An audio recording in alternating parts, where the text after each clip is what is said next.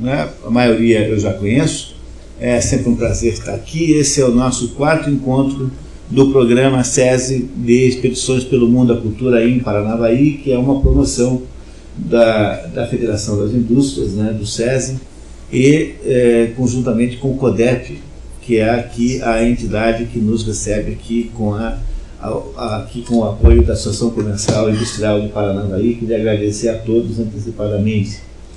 Então, como vocês sabem, esse programa não é um programa de literatura, é um programa de cultura, e vai uma enorme diferença que eu não me canso de esclarecer, porque um programa de literatura tem conotações muito distantes do que nós desejamos ter aqui. Não temos preocupação nenhuma com técnica de análise literária, não estamos preocupados apenas com romances. Há livros que nós damos aqui que não são romances, e o conceito de cultura que se usa aqui nesse curso é o conceito de cultura desenvolvido pelo filósofo romano chamado Cícero. Cícero dizia que a gente tem que fazer 2 coisas na vida: a gente tem que cultivar o campo e cultivar o espírito. Então, isso que Cícero chamava de cultivo do espírito é o conceito de cultura que a gente usa aqui. Quando vocês vêm aqui a esse evento mensal, nós imaginamos que vocês saiam daqui 4 horas depois, que é o nosso tempo, né, de trabalho aqui, mais cultos do que vocês chegaram, entraram. Ficamos muito felizes se isso tiver acontecido de verdade. E o que é, afinal de contas, o conceito de cultura? É o conceito de introjecção, ou seja, o conceito de incorporação à sua alma, ao seu espírito, à sua mente, de um determinado conhecimento do mundo real, concreto, do mundo que nos cerca, né, da estrutura da realidade, que permitirá que você possa, de um modo ou de outro, nessa ou naquela circunstância, ser uma vítima menos fácil da tapeação intelectual, ser uma vítima menos fácil dos modismos, ser uma vítima menos fácil da própria tendência que a realidade tem de neurotizar as pessoas. Então, no fundo, o que se espera é que vocês consigam adquirir com esta frequência este nosso evento aqui, que irá acontecer de qualquer jeito aqui em Paranavaí durante os próximos meses, né? Vamos até o final do ano de todo jeito, que vocês consigam, uma vez tendo incorporado esses conhecimentos à vida de vocês, toda vez que a vida apresentar uma circunstância parecida com essa, vocês já saem por cima, porque já sabem como é que é, porque aprenderam com Sócrates e com Platão, como também aprenderam com Franz Kafka, como aprenderam com o Dostoiévski, como aprenderam com o Albert Camus, enfim. Nós temos ainda até o fim do ano mais 6 viagens, 6 excursões para fazer pelo mundo da cultura. Queria lembrá-los que a leitura do resumo que é entregue a vocês receberam cada um resumo, não substitui a leitura do livro. Por mais que o resumo esteja esforçadamente capaz de esclarecer o conteúdo, nunca será como ler o livro. Então, não percam a oportunidade de ler o livro. Eu sei o quanto é difícil, e é por essa razão que nós nunca pressupomos que vocês tenham lido o livro antes. Quem leu o livro, no entanto, vai aproveitar melhor, e quem não leu ainda vai ler muito melhor quando fizer a leitura após o nosso evento. E esse nosso mecanismo aqui, quer dizer, a nossa metodologia funciona, como sempre, da seguinte maneira: nós temos aí uma pequena introdução cronológica para dar uma ideia da época, para dar uma ideia de quem eram as pessoas envolvidas, e depois desta introdução cronológica nós temos aí uma leitura do conteúdo, quer dizer, vamos ver aí o conteúdo da obra a partir aí de um resumo, que nós contamos aqui com a ajuda da Inês, que é a leitora oficial do programa Expedições pelo Mundo da Cultura. E depois de fazer essa leitura, nós debatemos um pouquinho o conteúdo. O livro de hoje é alguma coisa próxima do emocionante. Quando eu olho, eu já estou sentindo as emoções de vocês. Eu sinto assim já na aparência de vocês assim uma emoção enorme. porque é um dos livros mais importantes já escritos, chama-se Apologia de Sócrates. E essa história precisa ser muito bem compreendida circunstancialmente para que vocês possam entender o livro. Aí, na metade do caminho, mais ou menos, a gente faz um intervalozinho para comer um biscoito. Tá certo? Tá? Todos estão de acordo? Que bom, porque também não ia dar para mudar na metodologia nessa altura do campeonato. Também é preciso vocês lembrarem que esse programa existe em 4 cidades, numa base mais longa. Existe em São Paulo, capital, Curitiba, Londrina e Paranavaí. No estado do Paraná, ele é patrocinado pelo SESI. Além disso, existe parcialmente, experimentalmente, nas cidades de Maringá e Pato Branco também. Então ele é um programa, portanto, de uma abrangência estadual extraordinária. Como eu sou muito bairrista, eu sou extremamente bairrista, fico numa felicidade imensa em imaginar que isso está sendo possível fazer aqui no estado. A história que nós vamos entender hoje depende da gente compreender um pouquinho a biografia dos envolvidos. Por que dos envolvidos? Porque são 2 pessoas aí fundamentais, Sócrates e Platão. Sócrates nunca escreveu nenhuma linha, não há nada escrito por Sócrates. Sócrates foi um homem que praticava a profissão de debatedor, digamos assim, de filósofo, nas praças públicas e nas feiras de Atenas. Sócrates é um ateniense.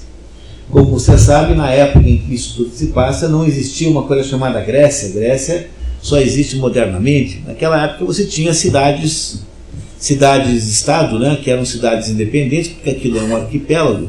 Então havia cidades distantes umas das outras, que só se comunicavam por mar, por navegação. E essas cidades, então, tinham uma coisa em comum. Todas elas tinham cultura grega. Né? A cultura era grega, todo mundo falava alguma espécie de grego. Só cuidado que o grego que se falava naquela época não se parece com o grego que se fala hoje.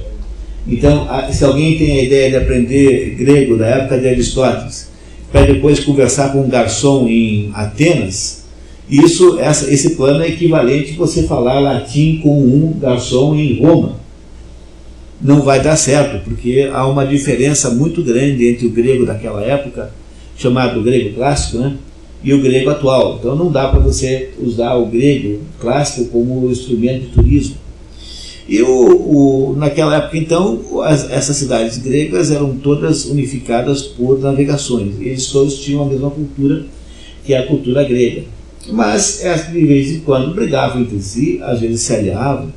Havia, então, todo tipo de situação política. No entanto, a história que nós vamos contar aqui passa-se em Atenas, que é de todas as cidades gregas a mais importante.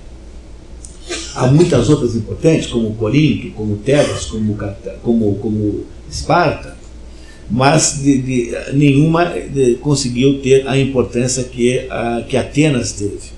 Então, para poder entender a história, nós vamos ter que compreender um pouquinho melhor a história da Grécia, que está contada aqui nesse documento que vocês receberam aqui, primeiramente no documento que fala de Sócrates. Então, há 2 biografias aí, uma de Sócrates, outra de Platão. Alguém não recebeu? Todos têm, tá? E essas biografias aqui, elas nos dão uma ideia mais ou menos de como é que as coisas foram. Então, tudo isso se passou antes de Jesus Cristo, por isso que o tempo está contado e trás para frente. É óbvio que os gregos antes não contavam o tempo assim naquela época, né? Tá? Não é isso? Tá? Óbvio, né? Tá? Nós é que contamos hoje, mas eles contavam, tinham a menor ideia que ia aparecer Jesus Cristo um dia. E a Grécia, então, tem um período chamado período mítico, ou período heróico, que é o período dominado pela Ilíada e pela Odisseia. No nosso programa aqui de Paranavaí, nós vamos ter a Ilíada no final do ano.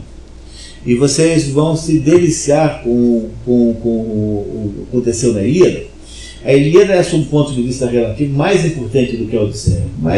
E é por isso também que ela está em primeiro lugar. Talvez no ano que vem a gente ponha a Odisseia aí também para complementar. Mas esse ano só tem a Ilíada. E a Ilíada é a história que domina, e a Odisseia, que domina o período mítico, em que não há muita diferença entre os deuses e os homens, são todos misturados. todos aqueles heróis gregos estão misturados, mas esse período dito mítico, ele vai chegando mais ou menos no final, lá por volta, por aí do ano 600, mais ou menos. Reparem aí na data que tem aí no papel. No ano 600, não está escrito aí, o ano 600 a.C. é o ano em que aparece o primeiro filósofo pré-socrático. Antes de Sócrates, que é a personagem central da nossa conversa de hoje, existem alguns filósofos pré-socráticos, que são filósofos também, mas de um jeito diferente de como foi Sócrates. Sócrates inaugura uma nova maneira de lidar com filosofia. Eu, por exemplo, tenho uma paixão enorme pelos pré-socráticos. Eu adoro os pré-socráticos. E eles são um pouquinho desvalorizados hoje, assim, pelo mundo moderno, mas é por ignorância pura. Porque tem coisas ali, quase sempre se desvaloriza os pré-socráticos, porque eles seriam o início, né, cambaleante de alguma coisa. E eu sempre digo que os pré-socráticos são exatamente o contrário. Eles são o final de uma outra coisa que havia acabado. Então é por isso que me parece completamente injusto lidar com os pré-socráticos de modo assim desvalorizante como fazem. Eu, por exemplo, acabei de fazer isso não colocando aqui nenhuma menção a eles, está vendo? Eu fui o primeiro que fiz isso. Então, no ano 600 a.C., aí a data de referência é de Tales de Mileto, que seria o primeiro pré-socrático de todos. Mas, como eu havia dito, o que vai acontecendo aí nessa época, 600 anos antes de Cristo, é que os pré-socráticos são mais ou menos o final de alguma coisa que está morrendo, e essa coisa que está morrendo está sendo substituída por uma outra coisa, que é o teatro grego. E é por isso, então, que a nossa cronologia aqui começa com uma informação sobre o teatro grego. Eu também queria lembrá-los que a metodologia do programa é assim: não é obrigado a concordar com nada, mas é proibido não entender. Então, até mesmo para você poder discordar, é preciso saber o que é que eu estou dizendo. Então, qualquer pessoa, qualquer momento que deseje, levanta a mão e faz uma pergunta, se for necessário. Tá? Eu explico quanto for necessário. Tá certo? Tá? Então, não percam a chance de perguntar, por favor. Então, em 538, nós temos aí o primeiro ator trágico, chamado Tespes, que é o primeiro autor trágico. Aí nós vamos ter, eu acho que a Antígona aqui também no programa, se eu não me engano. Quando nós tivermos Antígona, nós vamos entender um pouco melhor o teatro grego.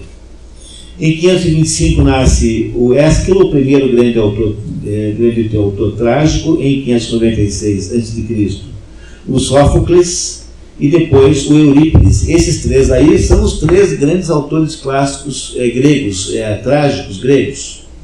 Então a poesia trágica grega se resume a esses três aí. E só tem esses três mesmo, porque não há menções importantes a outras pessoas. Portanto, é de se julgar como justo que esses três tenham de fato dominado a cena. Percebam que eles são muito próximos em termos de data de nascença, de ano de nascença, o que não é uma coisa incomum. Veja, Aristóteles não conheceu Sócrates, mas quase conheceu. É como se a primavera nunca viesse para um jardim só. Entendeu? A primavera sempre vem para mais de um jardim. E é por isso que é comum na história você encontrar na mesma época 15 sujeitos brilhantíssimos. Você pega Viena, no final do século XIX, início do século XX, você tem aí uma concentração de gênios tão extraordinária que é quase impossível imaginar isso acontecer por acaso. Assim. Então, há alguns momentos da história, mesmo no Renascimento italiano, por exemplo, né, que outra época poderia ter tido Michelangelo e Leonardo da Vinci vivendo na mesma cidade, na mesma época, falando mal um do outro. Eles se detestavam, porque o Michelangelo dizia que pintura é para meninas, com o único objetivo de, obviamente, provocar o seu rival, que não era escultor como ele, né? O Leonardo da Vinci era apenas pintor, como se isso fosse apenas, né? Era um grande pintor. Então, nesses anos aí, você tem o nascimento de todos os grandes todos os grandes aqui tragiógrafos, né, os fazedores de tragédia. Em 479 acabam as guerras médicas, e guerras médicas aqui não tem nada a ver com os médicos, tá? Não tem nada a ver, não é uma briga entre os médicos e a Unimed, tá? Guerras médicas aqui, médicos significa medos. Medos era um povo que nós hoje confundimos com os persas, mas na verdade era um povo medos e persas. Em todo caso, eram aquelas guerras contra aquele pessoal do Oriente Médio que havia conquistado ali a cultura grega, né? Houve uma expansão da Grécia pelo Mediterrâneo todo, e entre aquela região fronteira da Turquia, por exemplo, era toda colonizada pelos gregos. No norte, até mesmo onde é hoje a Palestina, havia ali colônias, e aí os persas ocuparam aquilo, e os gregos então montaram uma coalizão de cidades para defender as suas colônias. Esse filme que está passando agora aí, que conta a Batalha das Termópilas. A Batalha das Termópilas foi uma batalha entre os espartanos e os persas. Então aí comprovando que os gregos em geral, porque não havia Grécia, mas havia gregos em geral, os helenos, né, se associavam contra inimigos comuns.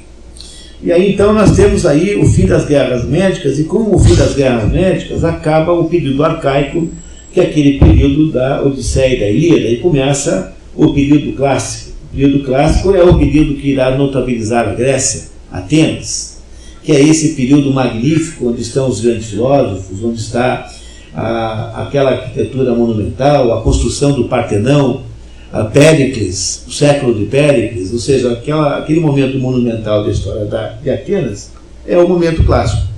E esse momento acaba, simbolicamente, com o fim das guerras médicas. Em 469 a.C., nasce Sócrates em Atenas, filho de Sofronisco, escultor, e de Fenarete, parteira.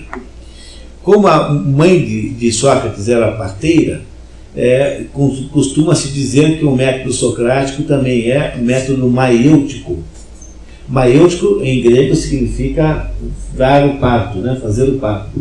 Como Sócrates desenvolveu um método filosófico pelo qual ele obrigava o seu interlocutor a responder a perguntas, por perguntas provocativas, então dizia-se que Sócrates provocava o parto da verdade por um meio de interrogação e indagação do seu interlocutor. E é por isso que isso é uma ligação com o fato de que a mãe dele era parteira. Sócrates foi um sujeito nascido, digamos, numa baixa classe média, se é que você pode falar de classe média naquela época. Vivia assim em circunstâncias muito modestas, ele nunca teve dinheiro nenhum, foi um pobretão a vida inteira, tanto é que casou com uma mulher chamada Xantipa, que um dos seus biógrafos, que é o Xenofonte, declara ser a mulher mais chata que já existiu em todo o sistema solar, em todos os tempos. Porque a tal da Xantipa não era fácil, até no dia da execução de Sócrates, ela fica lá na prisão amolando o marido, que ia morrer naquele dia, e essa Xantipa então reclamava que Sócrates não ganhava dinheiro. Ele foi sob esse ponto de vista, foi um pai de família, assim, digamos, não muito brilhante. Então Sócrates nunca teve dinheiro nenhum, ele era um pobretão, assim, tipicamente um pobretão. Não é o caso de Platão. Platão nasceu muito rico, e foi um sujeito rico a vida inteira. Sócrates não foi assim. Em 450 começa a tal da Era de Ouro de Péricles, que foi aquele governante que criou a Atenas monumental e que transformou Atenas numa espécie de luz, uma luz que iluminou o mundo durante muitos anos. Em 449 começa a construção do Partenão. Em 432 a.C., Sócrates combate no cerco a Potideia, quando salva a vida de Alcibíades, que é um dos seus discípulos, que tinha então 18 anos. Em 400, isso para vocês saberem que Sócrates foi herói de guerra. Então Sócrates era herói de guerra, entre outras coisas. Ele era muito feio e muito grande, muito assim, corpulento, e teria sido hoplita. Hoplita é infantaria pesada, aquele sujeito que vai com a lança mais pesada, com o escudo mais pesado. Aquelas guerras daquela época eram feitas no corpo a corpo, né? Não é isso? Hoje a infantaria é outro conceito. Em 431 começam as guerras do Peloponeso. As guerras do Peloponeso são as guerras intra-helenos. A guerra entre os helenos é basicamente uma coalizão de cidades coordenadas por Atenas contra uma coalizão de cidades coordenadas por Esparta. E as guerras do Peloponeso acabaram sendo vencidas pelos espartanos alguns anos depois, mas tiveram, tá? Boa noite, professor. Boa noite. Mas tiveram um efeito arrasador na sociedade grega. Todo aquele grande domínio, toda aquela grande preponderância que nasceu da Grécia clássica, ela surtiu a inveja de Esparta, que disputava mais ou menos a hegemonia política com Atenas, e aí então eles se degladiam ao ponto de que, quando termina a Guerra do Peloponeso, a Grécia está mais ou menos liquidada. Atenas está liquidada e torna-se presa fácil para o pai do Alexandre o Grande, Filipe, que irá então ocupar a Grécia. Mas isso aqui explica mais para frente um pouquinho. Em 430 a.C., uma grande praga em Atenas mata um terço da população. Por causa da guerra, Péricles é responsabilizado e deposto. Seria reconduzido ao poder em 429, mas morreria de peste em seguida. Em 427 nasce Platão. Platão, que será aluno de Sócrates, será discípulo. Em 424, na Batalha de Delium, Atenas contra Tebas, Sócrates salva Xenofonte e Alcibíades salva Sócrates durante a retirada. Em 423, na comédia As Nuvens, então, se há, por um lado, um teatro trágico grego maravilhoso, que é da autoria desses três gênios, Ésquilo, Sófocles e Eurípides, na ordem de nascimento, também existe um teatro cômico, cujo único representante assim, digno de nota é esse Aristófanes, que é uma espécie de palhaço, assim, é um gozador, e que fazia peças cômicas, o que nós chamaríamos hoje de teatro satírico, era feito por esse Aristófanes. E esse Aristófanes faz então uma peça chamada As Nuvens, e só sobrou esse comediógrafo. Então, se os outros eram tragediógrafos, esse aqui era comediógrafo. Só sobrou esse comediógrafo, que escreveu aí uma dezena de peças, e entre elas As Nuvens, em que aparece Sócrates como um sofista. O que é um sofista? Bom, então, deixa eu ver se eu consigo explicar para vocês o que é um sofista. Como Atenas havia implantado um sistema democrático, que não era democrático como é hoje o mundo, mas era assim, todos os homens de uma certa classe social, acima de uma certa idade, podiam votar. Então, esse sistema que era parcial, muito obrigado, Chiquinha, muito obrigado. Tá? Esse sistema que era parcial, né, que é o sistema democrático ateniense, esse sistema ele incentivava que todo mundo fosse meio político. Por quê? Qual era o assunto? O assunto era ficar discutindo política nas praças e se candidatar aos diversos cargos públicos, porque havia uma acessibilidade. Então, o que acontecia? Além disso, havia uma outra coisa, que era o sistema jurídico ateniense, que vai ser o problema central do livro. Como era o sistema jurídico ateniense? É assim, vamos imaginar que alguém tenha uma reclamação a fazer de um outro, qualquer. Tá? Então, por exemplo, alguém vai lá e diz que roubaram umas galinhas lá do sítio do Varela. Pronto. Então, o Varela vai lá e faz uma denúncia a quem? Ao Conselho de Arcontes. A Atenas era dirigida, sob esse ponto de vista, por um conjunto de magistrados que eram escolhidos entre 9 dos 10 povos que formavam Atenas. Havia 10 povos, um povo em rodízio se abstinha, porque não pode dar um número par, senão não empata, e 9 eram então escolhidos. E então, entre esses arcontes, havia um havia, na verdade, 6 que administravam a justiça. Você tem uma reclamação contra alguém, então você vai lá e diz: olha, seu Arconte, roubaram lá as galinhas lá do sítio do Varela. E se o Arconte achar que a reclamação tem com consistência, ele abre um inquérito e nomeia um júri composto de cidadãos. Tudo isso é obviamente voluntário, né? É obrigação cívica. E aí, como é o conceito do júri moderno, é a mesma coisa, é uma atividade cívica. Mas ali havia muito mais gente. E se aquele sujeito então aquele crime era julgado da seguinte maneira: o acusador tem que dizer por que acha que o sujeito é culpado, e o acusado tem que se defender. Então, imagine, numa sociedade como essa, havia um mercado gigantesco para quem? Um mercado gigantesco para tanto retóricos, que também são chamados de oradores, quanto de sofistas, que ensinavam alguém a se defender perante o júri. Eu vou lá, eu fui acusado de roubar as galinhas do Varela. Então, para que eu tenha maior chance de me safar, eu compro uma defesa que eu compro num retórico. Vou lá num sujeito que escreve para mim uma defesa, eu decoro aquele negócio e discurso lá no dia da acusação. Então, tanto por causa da democracia quanto por causa do sistema político, havia naquela época uma grande profusão de vigaristas intelectuais chamados sofistas, que são esses sujeitos cujo único objetivo da vida é ganhar a questão, não tem que ter razão nenhuma, porque o objetivo do advogado, no fundo, é que você se salve. O advogado não está interessado em última análise na verdade. O advogado tem que salvar o cliente, mesmo quando ele sabe que o cliente matou a mãe sem nenhuma boa razão. Não? Quer dizer, o advogado que não se comportar assim, você vai na ordem e denuncia, porque o advogado não pode ser inimigo do seu representado, por pior que seja um monstro, tem que ter alguém que o defenda. Essa é a essência do conceito de justiça. Você não pode ter um advogado que torce contra o seu cliente.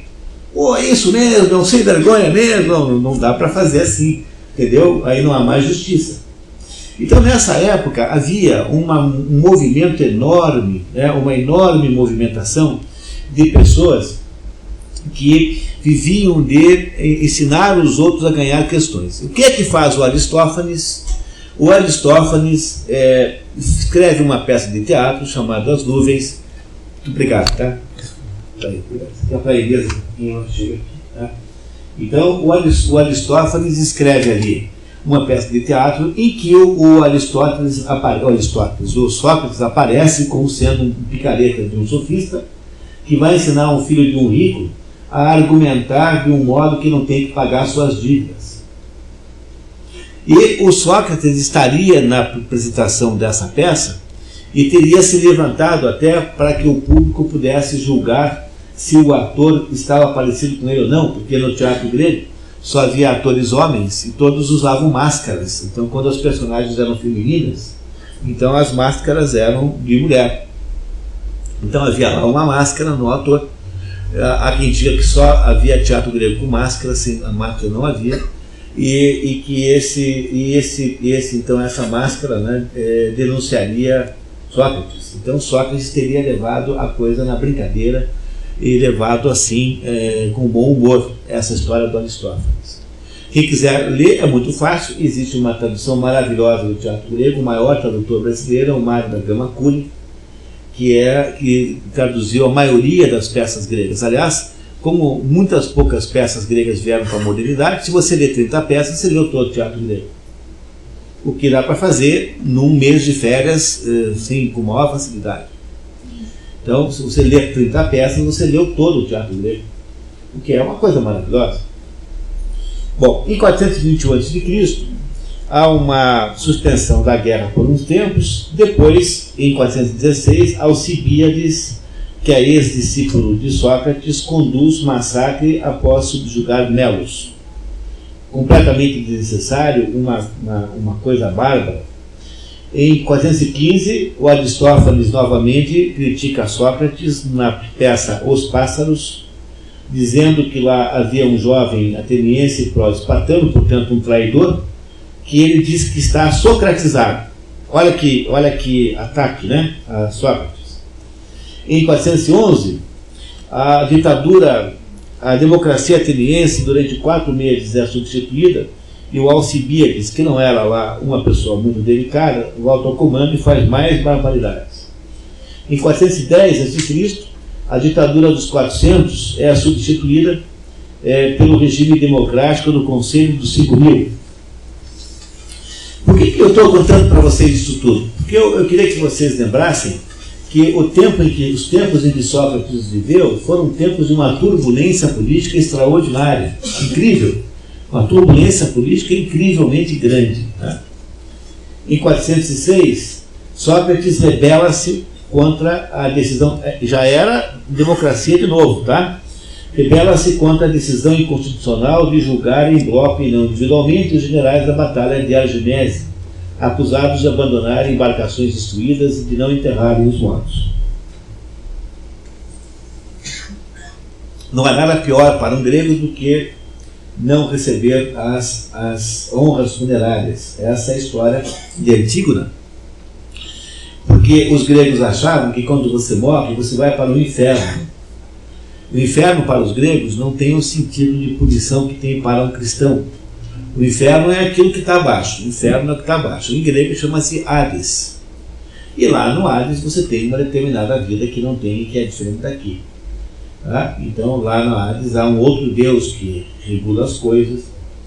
E o Hades não é como a Terra. Mas então um grego, embora não soubesse bem o que havia no Hades, Ulisses foi ao Hades, né? Dos gregos assim, mais conhecidos. Ulisses passou lá pelo inferno na sua volta para Ítaca, uma das histórias da Odisseia. Mas um grego, embora não soubesse o que havia no Hades, o grego achava que se não fosse enterrado com as honras, se não fosse ao Hades era pior, porque não ir ao Hades é ficar o resto da história como um fantasma pela terra sem saber o que fazer. E é por isso que todas, sem exceção, todas as tradições históricas, todos os países antigos usavam ritos funerários. O objetivo do rito funerário é dispersar o cadáver psíquico. Do mesmo modo que quando nós morremos e deixamos um cadáver físico, também deixamos um cadáver psíquico, que é aquilo que se chama popularmente de fantasma. Que é isso que os espíritas veem e se relacionam. Esses fenômenos espíritas estão associados aos cadáveres psíquicos. E esses cadáveres psíquicos têm de ser dispersados. E quando há uma matança, quando há mortes súbitas e não houve tempo ou modo de fazer essas cerimônias, então há uma grande quantidade de perturbações psíquicas. Para que um grego não virasse fantasma, tinha que ser enterrado com os ritos funerários. Os ritos funerários existem para dispersar o cadáver psíquico dos mortos. Então, houve lá uma batalha naval em que morreram muitos soldados e os generais que dirigiram a batalha do lado dos gregos, dos atenienses, não enterraram os mortos e fugiram, né, recuaram e iam ser julgados. Por isso é um crime muito grave. Foram todos mortos, aliás, foram todos condenados à morte. E Sócrates disse que era injusto julgá-los em bloco, tinham que ser julgados um a um. Então, para mostrar que Sócrates era contestador, até mesmo dentro da democracia, ele tinha lá seus princípios de que não abria mão. Em 405, Esparta cerca Atenas, né, a coalizão espartana cerca Atenas, e obriga os atenienses a se renderem por estarem morrendo de fome. Em 404, logo em seguida, é declarada a vitória de Esparta. Então, Atenas perde a guerra do Peloponeso, e por alguns meses o espartano Lisândro suspende a democracia ateniense e impõe uma oligarquia sangrenta de 30 tiranos, apoiados por Crítias, ex-discípulo de Sócrates. Muitos atenienses são exilados, entre eles Ânito, e durante a ditadura Sócrates recusa-se a prender o leão de Salamines, um democrata. Em 403, Crítias é morto e os espartanos se retiram, restaurada a democracia, e todos os envolvidos na tirania dos 30 são anistiados.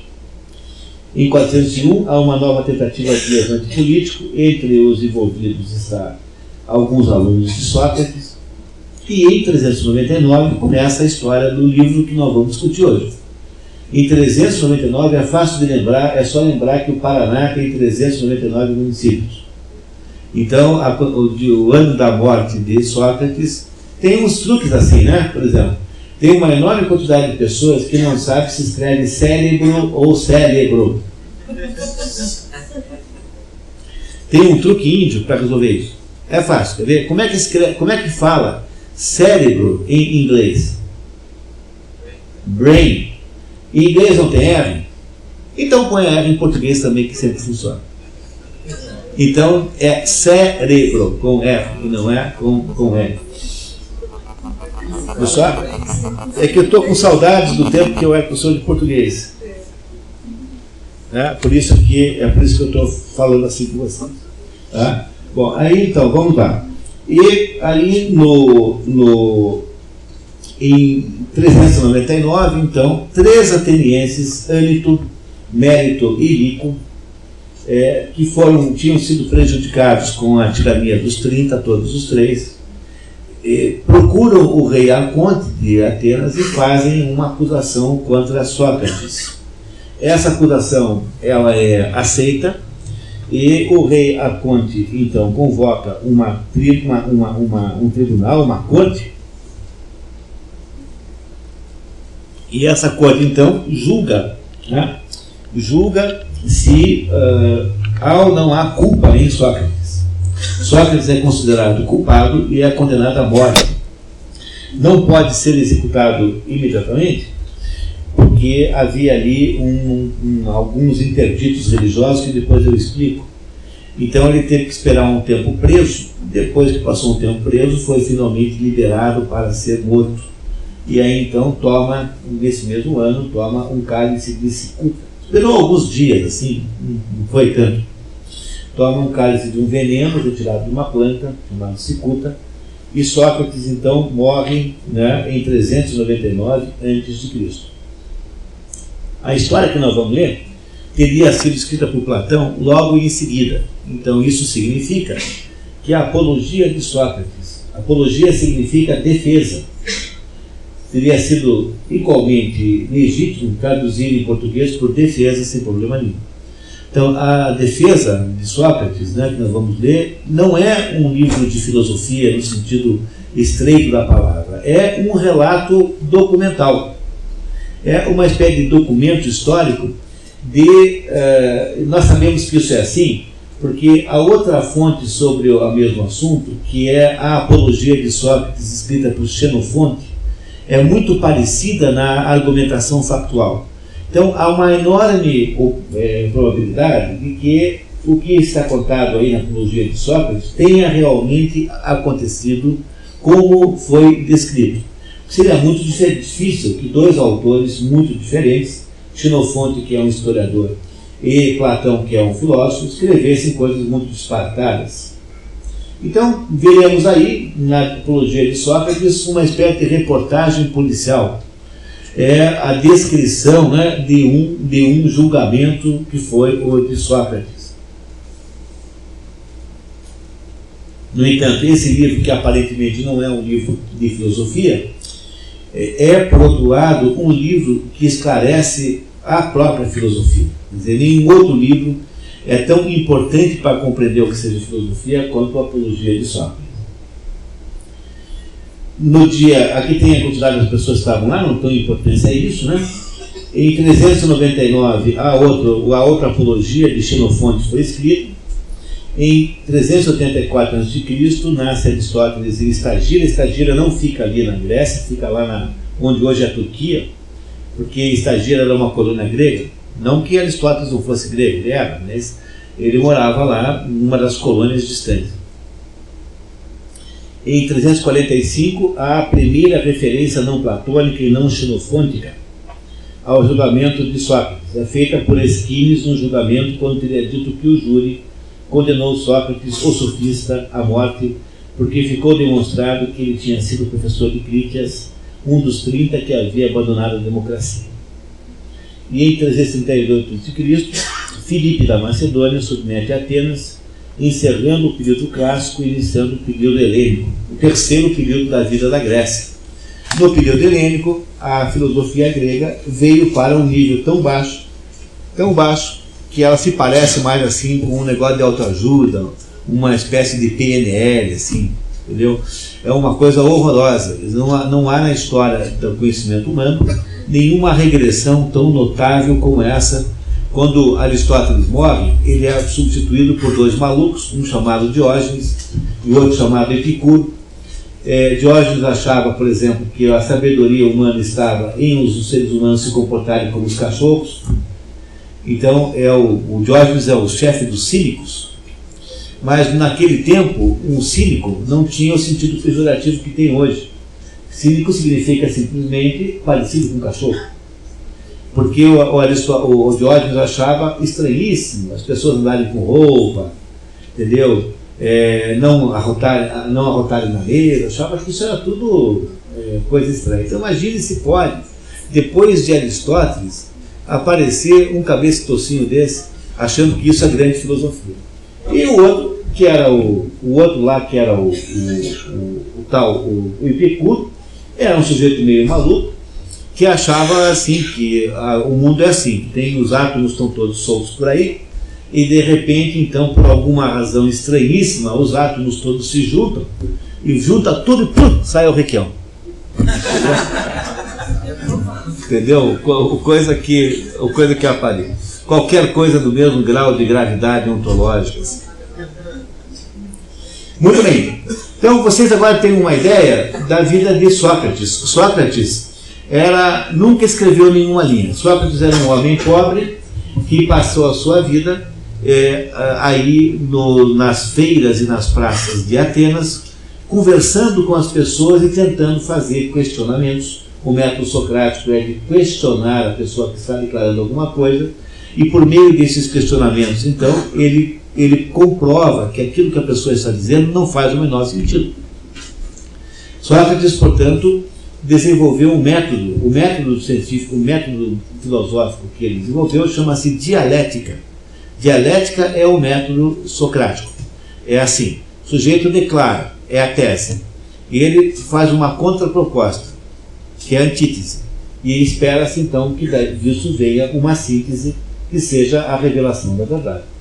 Esse método, que é o método filosófico por excelência, é de autoria de Sócrates. Muito embora ele jamais tenha escrito nada, tudo que sabemos dele, sabemos dos seus comentaristas, mas sabemos, sobretudo, antes de mais nada, pela boca do Platão, porque o Platão escreveu uma obra enorme, que veio inteiramente para a modernidade, não há nenhuma obra de Platão perdida, e, portanto, nós temos hoje o problema contrário. Não é um problema de falta de obras, nós temos um excesso de obras, de modo que de todas as obras platônicas, de todos os trabalhos platônicos, só há consenso dos estudiosos sobre a veracidade de apenas 26. Então, se você quiser uma sugestão na sua vida para você aprender filosofia, então, se você for capaz de ler os 26 diálogos de Platão. Eu, por exemplo, leio Platão todo domingo de manhã. Eu faço uso disso como, assim, tenho o hábito de fazer isso. Você saberá mais filosofia no final dessa história do que se você ficar 5 anos na USP estudando Kant. Entenderam? Não há a menor comparação. O que o Platão fez foi a proposição de todos os problemas filosóficos relevantes. Aquele filósofo da ciência chamado Alfred North Whitehead dizia que a filosofia toda são notas ao pé da página de Platão. Quer dizer, não é que Platão tenha resolvido os problemas filosóficos todos, mas ele levantou a maioria deles. É um pouco de exagero nisso, claro, mas não é um exagero maligno, tem um certo sentido. Tá? Ele é possível ser isso.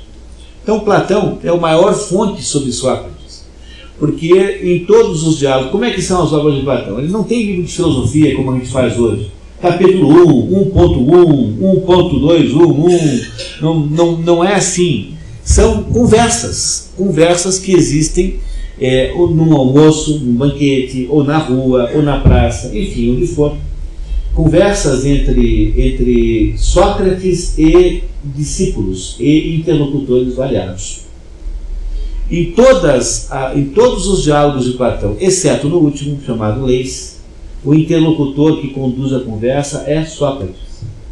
No último, quem conduz a conversa é um estrangeiro que estava passando por Atenas. Esse estrangeiro passando por Atenas certamente é Platão em pessoa, mas ele não se denuncia e não se apresenta como tal. Quer dizer que não se consegue conceber diálogos platônicos sem que esteja lá presente Sócrates. Ele está presente em todos, até mesmo nesse último, embora ele não tenha uma importância grande no último. Isso gera um problema, né? Se Sócrates está o tempo todo conduzindo a conversa nos diálogos platônicos, isso significa que a gente pode não saber bem quanto está ali na boca do Sócrates, que é de verdade Sócrates, e quanto é Platão. E esse problema é um problema tão importante que determinadas pessoas gastam a vida toda para debater isso. Existem aqueles alemães seríssimos, rigorosíssimos, Schleiermacher, por exemplo, passaram a vida tentando resolver esse problema. Gente que pega todos os diálogos e estuda a linguagem, olhando como é que faz, como é que o sujeito está trabalhando a sintaxe para saber se é esse, se é aquele, que procura saber, olha, trabalhos incríveis, trabalhos todos inseridos no que a gente chamaria de filologia. Filologia é essa técnica de fazer isso. Não se sabe, de fato, na maioria deles, distinguir Platão de Sócrates. Agora, garantidamente, nesse que nós vamos estudar hoje, o que está na boca de Sócrates é, de fato, dito por Sócrates, porque o Xenofonte, que não tem nada a ver com Platão, confirma. Então, nesse caso, não há dúvida. O que também significa que esse diálogo chamado Apologia de Sócrates, que não é bem um diálogo, porque ele é um diálogo no julgamento. Compreenderam? Um diálogo no julgamento. Mas não é como os outros, que são diálogos comuns. Então, o que confirma que esse diálogo é uma das primeiras obras, se não for a primeira. Também não há muito consenso sobre isso. Quem tiver interesse nesse assunto, eu tenho, a gente fornece para quem quiser, uma espécie de estudo comparativo das grandes correntes de classificação das obras platônicas, que é uma coisa para quem vai estudar Platão fundamental para ter. Não tem lugar nenhum, então aproveite, porque é uma preciosidade, tá? Porque gastei um tempão estudando isso. Então, esse é o problema central. A gente não sabe quem é Platão e quem é Sócrates, no entanto, nós sabemos que nesse caso aqui deve ser Sócrates mesmo. O que nos remete, se vocês tiverem a bondade de olhar para a segunda biografia, para Platão em si. Então, tendo estudado o objeto, vamos estudar agora o autor. A maioria das coisas são repetidas, então a gente vai caminhar rápido por aqui. Uma primeira data que interessa, as outras são todas repetidas, né? É a de 427 a.C. ou 428, há uma dúvida, né? No dia 7 de maio, Platão nasce em Atenas, ou Egina, ninguém sabe direito, com o nome de Aristóteles. O nome de Platão, na verdade, era Aristóteles. Platão é um apelido. Platão significa chato. E isso, mas não no sentido moral, no sentido físico. Ele teria ou a cabeça muito larga ou o peito muito largo. Então, por uma dessas duas razões, por um defeito anatômico, Platão teria tido esse apelido. Nasce no que você pode imaginar de mais aristocrático que pode existir em Atenas. Ele, enquanto Sócrates é filho de gente pobre, o Platão é filho de... O pai dele, Ariston, é descendente do rei Codro, um rei importante na Grécia, e Perictione, a sua mãe, né, é descendente de um irmão de Solon. Solon foi o legislador que criou a democracia ateniense. É mais ou menos como você ser descendente do Pedro Álvares Cabral e do Tiradentes. Alguém mais ou menos equivalente no nosso caso aqui.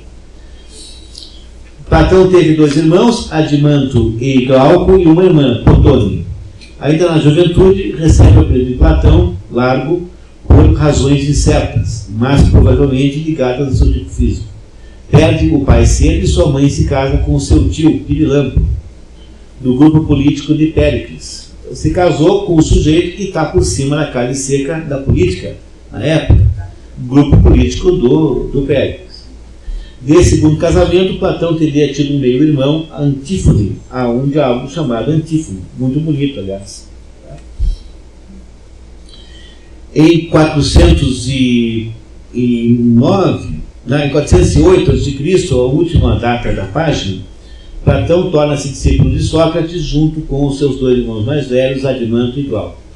Outros membros da família, como Crítias e Cármides, há um diálogo chamado Cármides e outro chamado Crítias, um diálogo para cada um dos dois, já eram discípulos de Sócrates. O aprendizado com Sócrates teria desviado Platão da política para a filosofia. É um sujeito que estava marcado para ser governante e que, no entanto, por influência de Sócrates, foi se dedicar à filosofia e não à política. Em 404, não interessa. 404, Atenas perde a guerra do Peloponeso e Esparta impõe o tal do regime dos 30 tiranos, de que faziam parte Crítias e Cármides, respectivamente primo e irmão da mãe de Platão. Platão teria participado secundariamente do tal da tirania, mas teria se horrorizado com os desmandos e teria abandonado qualquer pretensão à carreira política. Em 1399, Platão assiste ao julgamento de Sócrates e se apresenta com outros alunos como fiador do mestre. Significa o seguinte, que quando alguém é condenado, antes de haver a sentença do júri, é possível a pessoa propor uma pena. Por exemplo, você tem chance de ser condenado à morte. O natural e o que se espera que você faça é que você proponha comutar a pena de morte pela pena de exílio, que é uma pena da mesma proporção, assim, digamos. Não é uma morte, né? Uma morte civil. Quando o Sócrates é condenado, então, à morte, antes de se condenar à morte, os alunos dele, entre o Platão, todos riquinhos, porque eram todos ricos, entendeu? Eram todos jovens da classe média ateniense ou da aristocracia ateniense que seguiam o professor pobre. Então, quando ele parecia que foi condenado, então foram lá e propuseram, pagaram uma espécie de resgate. E o Sócrates aceitou, propôs com muita falta de vontade, porque sabia que não ia dar certo, depois eu explico por quê. E aí então foi a tentativa que o Platão fez de salvar o mestre. Na noite anterior à execução de Sócrates, o Crito, que era outro aluno, foi lá à tal da prisão e subornou os guardas para fugir com Sócrates. E Sócrates, lá na prisão, não aceitou a possibilidade. Quem quiser saber por quê, leia o diálogo chamado Crito, em que ele passa uma descompostura gigantesca no garoto. Assim, você está louco? Como é que eu vou funcionar? Como é que eu não vou fugir? O que vão falar de mim? Vão dizer que eu, durante a vida inteira que morei aqui, aceitei as leis porque não me feriram, e agora então que as leis me pegam, eu vou embora? Vão dizer que eu sou o quê? Que eu não tenho honra pessoal? Ele não aceita. O Sócrates recusa-se a fugir. Mas antes da tentativa de fuga, antes do plano de fuga, o Platão tentou lá comprar a liberdade dele sem sucesso. Condenado, Sócrates recusa a ajuda de alunos para fugir, bebe e se curta sem a presença de Platão, que estaria doente. Platão não assistiu à morte de Sócrates. Um outro diálogo chamado Fédon faz a narração da conversa entre Sócrates e os seus discípulos durante o último dia de vida. Esse diálogo chamado Fédon acaba com a descrição dos sintomas da morte de Sócrates. O que aconteceu? As pernas foram ficando insensíveis, os pés, as pernas, e essa insensibilidade vai subindo até atingir o coração, então, quando Sócrates morre. E era uma morte honrosa, era uma morte aparentemente indolor, ou de baixa agressividade, que só se podia ser escolhida pelos aristocratas. Sócrates tinha um status social muito alto, embora fosse pobre. Ele, no entanto, teve um tratamento de aristocrata. Bom, quando morre Sócrates, Platão fica morrendo de medo, porque, como vocês já devem ter percebido, o julgamento de Sócrates teve uma conotação política muito forte. Depois a gente debate melhor quando for ler o livro. Mas Platão vai e foge para Megara, que é uma cidade ali ao lado de Atenas, onde conhece o fundador da escola mecânica, Euclides. Esse Euclides não é o Euclides da geometria, por favor, tá? Não é a mesma pessoa. E aí inicia um período de 10 anos de viagens, começando pelo Egito, onde havia lá uma colônia grega chamada Náucratis, que era uma cidade grega do Egito. Isso muito antes de Alexandria, já era muito antiga. E aqui acontece, aí estão escritos aí quais são as obras que ele escreve nessa fase. Veja, isso aqui também é apenas o consenso dos estudiosos, porque ninguém sabe de fato a sequência das obras. Mas pelo jeito deve ser mais ou menos o que está aqui. As obras primeiras são essas aí. E aí então em 390 acontece um fato importantíssimo nessa história, sem o que nós não vamos entender o que vai acontecer depois. Platão conhece o tirano de Siracusa. Siracusa era uma cidade grega na Itália, natal da Grande Grécia. E esse tirano Dionísio I era um sujeito exótico metido a fazer festas e se rodear de artistas e de músicos. Foi esse Dionísio I o tal do inventor da espada de Damocles. Vocês conhecem essa história? Nunca ouviram falar? Fulano tem sobre a sua cabeça uma espada de Damocles. O que é a espada de Damocles? A espada de Damocles é o seguinte: esse Dionísio pegou o tal do Damocles, a quem ele queria fazer uma lição, né, dar uma lição, e ofereceu para esse Damocles um super banquete com aquelas coisas todas, com aquelas dançarinas, com flautistas, um super banquete, e ofereceu para o Damocles um lugar na mesa, no qual ele se sentou, e sobre esse lugar havia uma espada pendurada sobre a cabeça desse Damocles, que estava pendurada apenas por uma crina de cavalo. Então, esse Damocles ficou agora numa situação em que estava entre a vida e a morte, porque aquela crina podia romper a qualquer momento e matá-lo. Então, o Dionísio I faz isso com o objetivo de ensinar a esse Damocles a precariedade da vida. Veja que espírito de corpo. Né? Tá? Né? Se fizesse isso com você não ia achar divertido. E esse Dionísio I é um sujeito cheio de manias, e ele topa fazer aquilo que o Platão lutou a vida inteira para implementar. E isso que o Platão lutou a vida inteira para implementar é o conceito do rei filósofo. Então eu vou explicar para vocês isso, é fundamental que vocês compreendam esse pedaço, porque nós não vamos entender a apologia de Sócrates sem entender esse pedaço. O que é o rei filósofo? O rei filósofo está proposto sobretudo no diálogo chamado A República, que é onde mais se trata desse assunto. Então Platão achava que o problema dos governantes é que eles eram ignorantes, e que o único jeito que tinha para fazer isso, para melhorar os governantes, era torná-los filósofos. Como é que você faz isso? Então, na República tem metodologia. Primeiro, você espera o sujeito chegar a 30 anos. Para os gregos, ninguém valia nada antes de 30 anos. Não se concebia o homem com nenhuma autonomia, nenhuma maturidade, com menos de 30 anos. Os gregos achavam, por exemplo, completamente desnecessário ensinar filosofia para jovem, porque eles diziam assim: primeiro aprende a dançar, depois aprende a filosofar. Dançar é atividade de jovem, filosofar é atividade de adulto. E o que é que isso significa? Significa que os gregos achavam, e isso tem um grande sentido, em última análise, porque filosofia é uma espécie de atividade especulativa. Você fica investigando o mundo especulativamente, e ninguém deve se meter a fazer isso antes de ter tido um pouco de vida real e concreta, porque antes de você discutir filosofia tem que ter uma ideia de como é que funciona a economia, tem que saber como é que funcionam as relações com o sexo oposto, tem que ter casado, ter filhos, senão a sua visão do mundo é uma visão muito infantil. Então é por isso que não se deve se meter com filosofia com pouca idade. Isso é só para quem tem a experiência, como dizia o Camões nos dias, né? Confiai somente nos experimentados que viram largos anos, largos meses, porque posto em que cientes muito cabe, mais em particular o esperto sabe. Esperto com X, né? De experimentado. Olha que beleza, tá? Que maravilha.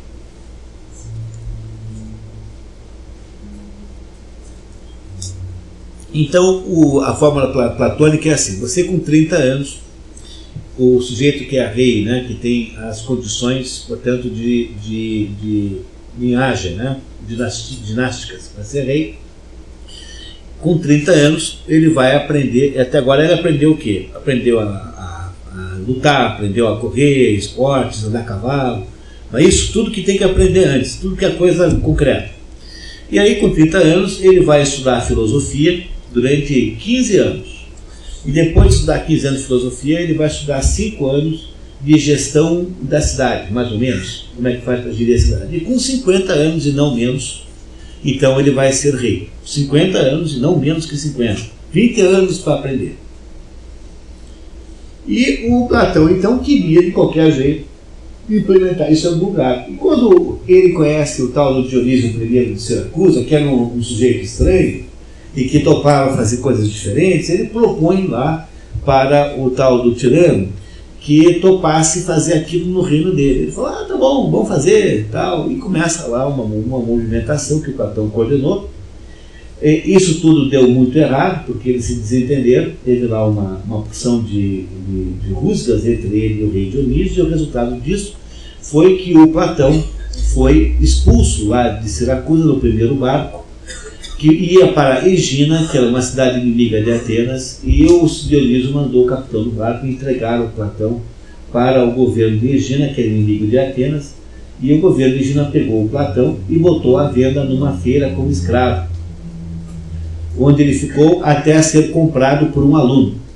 Então eu queria muito que vocês lembrassem de fazer a mesma coisa comigo no dia em que aconteceu alguma coisa equivalente aqui na minha existência. É que o Platão acabou sendo vendido como escravo. A primeira tentativa que ele fez de implantar o rei filósofo acabou nesse desastre total em que ele virou escravo lá e foi vendido numa feira. Como o dinheiro que o aluno que o comprou, né? O aluno comprou o professor, vocês compreenderam? Né? Comprou o professor. Quando o Platão chegou de volta em Atenas, ele reuniu lá as economias, mais os parentes, mais os amigos, e foi pagar o tal do aluno. O aluno não aceitou o dinheiro de volta, ele pegou o dinheiro e fundou lá nas cercanias de Atenas, um lugar perto de onde funcionava uma escola de esportes, chamada de um tal de Academos, fundou a Academia Platônica. A Academia é o nome dado em homenagem a esse Academos, que mantinha uma escola ali no subúrbio de Atenas para formar gladiadores, essas coisas. E o Platão fez do lado uma escola de filosofia chamada Academia, que foi a instituição de ensino que mais durou na história da humanidade. Isso foi fundado, reparem ali, tá? Foi fundado ali em 387 a.C. e foi fechado só em 529 depois de Cristo, pelo imperador Justiniano, que achava que aquilo era escola de paganismo. Portanto, essa escola platônica durou aí quase 900 anos. Nenhuma outra instituição de ensino no mundo é tão velha assim. As universidades italianas e francesas, enfim, as universidades que foram criadas na Idade Média ainda não fizeram 700, 800, estão aí com 700, 800 anos, portanto, a mais antiga instituição de ensino e saber do mundo é a Academia Platônica. É claro que houve uma renovação nos professores nesse tempo todo, né? Não é isso? Né? Porque... Né? Muito bem. Em 384 nasce Aristóteles de Estagira. Em 367, Aristóteles ainda não era aluno de Platão, né? Ele tenta pela segunda vez implantar o conceito do rei filósofo. Havia morrido o Dionísio I e o filho dele, o Dionísio II, o jovem, havia assumido o poder. E aí então, como o Platão tinha ficado professor do Dion, esse Dion, ou Dion, era cunhado do Dionísio I, então o Dion o chama para transformar o Dionísio II no rei filósofo, que teria concordado. Então Platão vai para Siracusa de volta para fazer a mesma experiência com o Dionísio II. Só que o Dionísio II, a essa altura, já estava enciumado com o cunhado do pai, né, que era tio dele, né? É tio dele, né? O Dion era tio do Dionísio II. Já tinha uma briga pessoal entre os dois, e aí então eles se desentendem, o Dion é exilado e acaba o projeto do rei filósofo na segunda vez, e o Platão então volta lá de Siracusa, de volta para a Grécia, com o segundo fracasso da sua tentativa de fazer o rei filósofo. escreve uma porção de obras, e em 361, Platão recebe um novo convite do Dionísio II, que ele esperava reconciliar com o Dion, para voltar novamente lá para Siracusa e tentar novamente o mesmo projeto. Era uma armadilha, esse Dionísio queria apenas se vingar dele, como sendo conspirador junto com o Dion, e ele escapa da morte por um triz e só é solto lá de Siracusa por intervenção direta do Arquitas, que era um amigo dele, aluno dele, que era outro rei de uma outra cidade. Então você vê que pela terceira vez o Platão quase perdeu a vida na tentativa de implantar e fracassar nessa tentativa o conceito de rei filósofo. Volta em 357, o Dion derruba o Dionísio II, e poderia ter havido a quarta possibilidade, mas o Dion é assassinado logo depois, e aí o Platão volta para a Grécia e escreve então um dos documentos mais importantes. O mais importante documento biográfico de Platão é a carta número 7, que é uma das cartas que Platão escreveu e que conta todos esses acontecimentos lá da Grécia. Carta número 7 é um documento fundamental. E aí então, em 347, Platão morre em Atenas com 80 anos, viveu muito, tendo escrito 26 diálogos normalmente considerados legítimos, 18 de autoria contestada, 13 cartas, das quais 3 são confirmadas como legítimas. É sucedido na direção da academia por Eusipo, que é seu sobrinho, filho da sua irmã Potônio, o que sugere que Platão não teve filhos. Há uma sugestão forte, embora ninguém saiba de fato nada sobre a vida pessoal de Platão. Em 368, Filipe da Macedônia, que é pai do Alexandre Magno, submete a Atenas à Macedônia e acaba a Grécia clássica e começa a Grécia helênica, que é uma Grécia sem nenhuma importância. E aí então, com isso, nós nos preparamos para ler a história. Não é? Eu sei que toma um pouco de tempo esse início, mas não dá para entender se a gente não fizer assim. Tem que botar um pouquinho de circunstanciação, né, na nossa cabeça. Alguém tem alguma dúvida sobre isso? Parece claro essa primeira explicação? Então eu tenho, na verdade, uma trinca de filósofos incríveis. Eu tenho Sócrates, que é professor de Platão, que é professor de Aristóteles. Esses três acontecem mais ou menos na mesma época. Aristóteles nasce depois que Sócrates tinha morrido, mas só 15 anos depois, alguma coisa como 15, 16 anos. Portanto, são contemporâneos na prática. Esses três aí produziram o coração desta atividade humana chamada filosofia.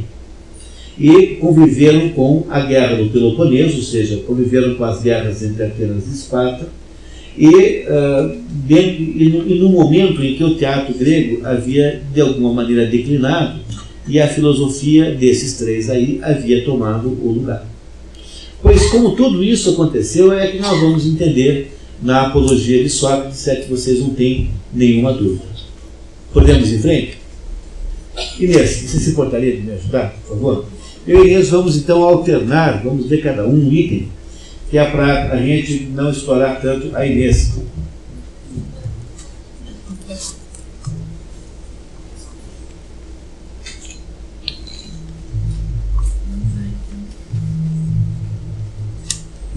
Inês, se o seu marido não estivesse aí, eu diria que você é maravilhosa, que você lê como ninguém. Então, a Inês aqui faz esse sacrifício aqui todas as vezes para nos ajudar com essa leitura. Então, vamos lá. Apologia de Sócrates. Resumo da narrativa. Eu vou ler esse primeiro trechinho. No inverno de 400 para 399, sempre contando para frente, né? 3 cidadãos atenienses, Mélito, secundado por Ânito e Lico, apresentaram ao rei Arconte de Atenas 2 acusações. Então, há 2 acusações que os cidadãos fizeram contra Sócrates. Primeiro, Sócrates teria se recusado a reconhecer os deuses da cidade, substituindo-os por entidades demoníacas, que é crime de ateísmo ou impiedade, acusação de mérito. E Sócrates teria corrompido a mocidade, ensinando-lhe tais coisas, como crime de subversão, acusação de ânimo. Então, Sócrates é acusado dessas 2 coisas. Não há um folclore sobre esse negócio de que Sócrates corrompia a mocidade com incentivo à pederastia, mas não era de modo nenhum só que se fazia isso, havia um certo grau de pederastia constante na sociedade grega, que não era, no entanto, uma pederastia aceita sem polêmica, quer dizer, não era um hábito considerado bom, genericamente falando. Então era uma espécie de hábito que havia, que, no entanto, não era normal. Então, quem quer fazer crer que seja isso normal é basicamente um movimento gay que precisa de uma referência e de uma época histórica em que a pederastia seria legitimada. Isso não é verdade nem na Grécia. Então, cuidado com isso, porque há um pouco de inflação desse assunto, né? Então, não foi por isso que Sócrates foi acusado. Foi acusado de desrespeitar os deuses da cidade. Não esqueçam que aí só há cidades, não há países. Há sempre a ideia da cidade-estado. O rei Aconte aceita a queixa. Se o rei não aceita a queixa, há uma punição para os propositores, porque aí se está punindo a acusação falsa, a acusação ridícula, a acusação inconsistente. Então, propor que alguém seja perseguido pela justiça é uma coisa que tem um certo preço se você não tiver acolhido na sua proposta. Dirigiu o inquérito e convocou 501 jurados, homens com mais de 30 anos. Para um grego, ninguém tem cidadania real com menos de 30 anos. Com menos de 30 anos você não existe. Que poderiam condenar o réu pela maioria de 60 votos. Após um julgamento que durou entre 9 e 10 horas, Sócrates foi considerado culpado por 280 votos a 220. Votada a pena de morte pela maioria de 360 a 140, Sócrates foi imediatamente conduzido à prisão para aguardar a execução, que foi inesperadamente adiada por coincidir com interditos religiosos.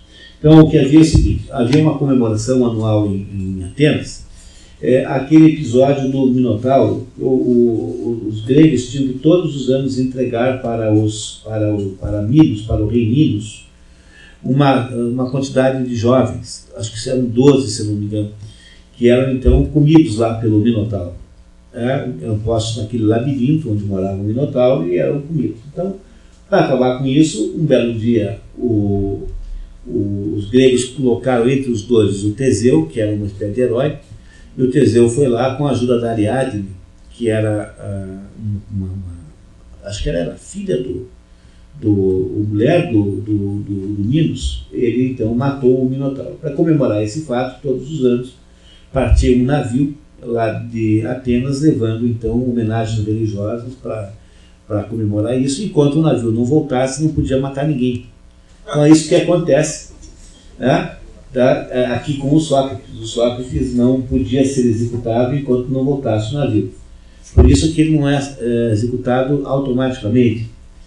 Aí que tem um erro, tá, pessoal? Não é no dia exato, no dia seguinte. Então foi no dia seguinte ao levantamento do interdito que Sócrates foi morto. Então não é no dia exato, mas no dia seguinte. Sócrates então é morto tomando o cálice de cicuta. Então há 3 diálogos que narram disso diretamente. O primeiro diálogo é o que nós vamos ler agora, a Apologia de Sócrates, que conta o julgamento. O segundo diálogo é o Crito, que é a conversa entre Sócrates e o seu discípulo Crito na noite anterior à execução, quando Sócrates diz que nunca viu coisa mais absurda, que é propor que ele fugisse. E o terceiro diálogo é Fédon, que narra uma longa conversa entre Sócrates e seus discípulos no dia da execução. Começa com a hora que se abre a prisão, e o último minuto é a descrição da morte de Sócrates, como foi a morte em si, como foram os sintomas do envenenamento. Muito bem, então como é que era o julgamento? O Arconte então montou lá um júri, as partes vão e se declaram, cada uma chama as suas testemunhas, e há então um processo de conversa, essa conversa que nós vamos ler. Partes dessa conversa, porque o resumo é, obviamente, incapaz de trazer tudo. Não esqueçam que é para ler o livro. Não deixem de ler o livro. É muito importante. Leiam mesmo. Tá? É fundamental. E aí, o júri ouve e decide a primeira coisa. É culpado ou inocente? Se for culpado, então há uma segunda deliberação em que o culpado pode oferecer uma pena alternativa aquela que foi pedida pelos acusadores. Os acusadores pedem uma pena. Aí o júri se reúne e faz a segunda deliberação. E aí então há a decisão final. Então há três discursos de Sócrates. Um durante o julgamento, o segundo depois de definida a culpa e a terceira depois de definida a pena de morte. Tá certo? Então vamos ler isso daquele jeito que a gente sempre faz. Eu vou explicando quando tem alguma coisa fundamental aqui. Inês, por favor, vamos começar com você. Primeira apologia, no julgamento. Sócrates inicia sua defesa afirmando não terem seus acusadores dito nada de verdadeiro e vê no conselho que deram aos jurados de temer de Sócrates, habilidade no falar prova disso. É porque começa assim, né? Os acusadores dizem, olha, só vocês tomem cuidado, porque o sujeito não é fácil. Esse sujeito aí não é bolinho, você não sabe que ele é capaz de convencer, entendeu? Dar nó em pio d'água. Então vocês tomem cuidado porque ele é um espertalhão. Então os jurados já foram aí, pelo Sócrates, já desestimulados a ver nele um sofista. E aqui é fundamental entender que a primeira coisa que Sócrates faz no julgamento é descaracterizar-se como sendo sofista. Por quê? Porque o que tinha que fazer era... que é um sofista? Sofista é um trapaceiro profissional, especialista na trapaça intelectual, que se chama erística. Erística é a trapaça intelectual. É que ensina você a trapacear os outros. Por exemplo, quer ver uma trapaça intelectual típica do sofista? É assim. Chega um sujeito no bar e pede uma pinga. Aí o dono pede uma pinga. Assim, não dá para trocar por um sanduíche?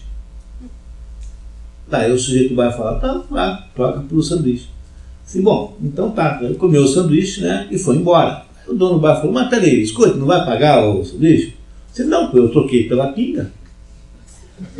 Bom, e não vai pagar a pinga? Eu não bebi.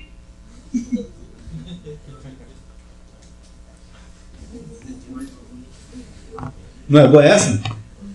O nome disso é sofisma, entendeu? É uma malandragem. Então, o que faz um sofista? É aquele sujeito que fica inventando essas coisas, argumentos maliciosos, né? Argumentos falazes e maliciosos, para você ganhar as causas, porque eles são, digamos assim, o protótipo dos advogados modernos, né? Que cumprem a sua obrigação, por favor. Né? Eles estão cumprindo a sua obrigação de ganhar as causas. O problema é que o Sócrates não é um sofista, porque ele não está interessado em ganhar a causa. O Sócrates está interessado em descobrir a verdade. E o que ele precisa fazer logo de cara é convencer o júri que ele não é a mesma coisa dos outros.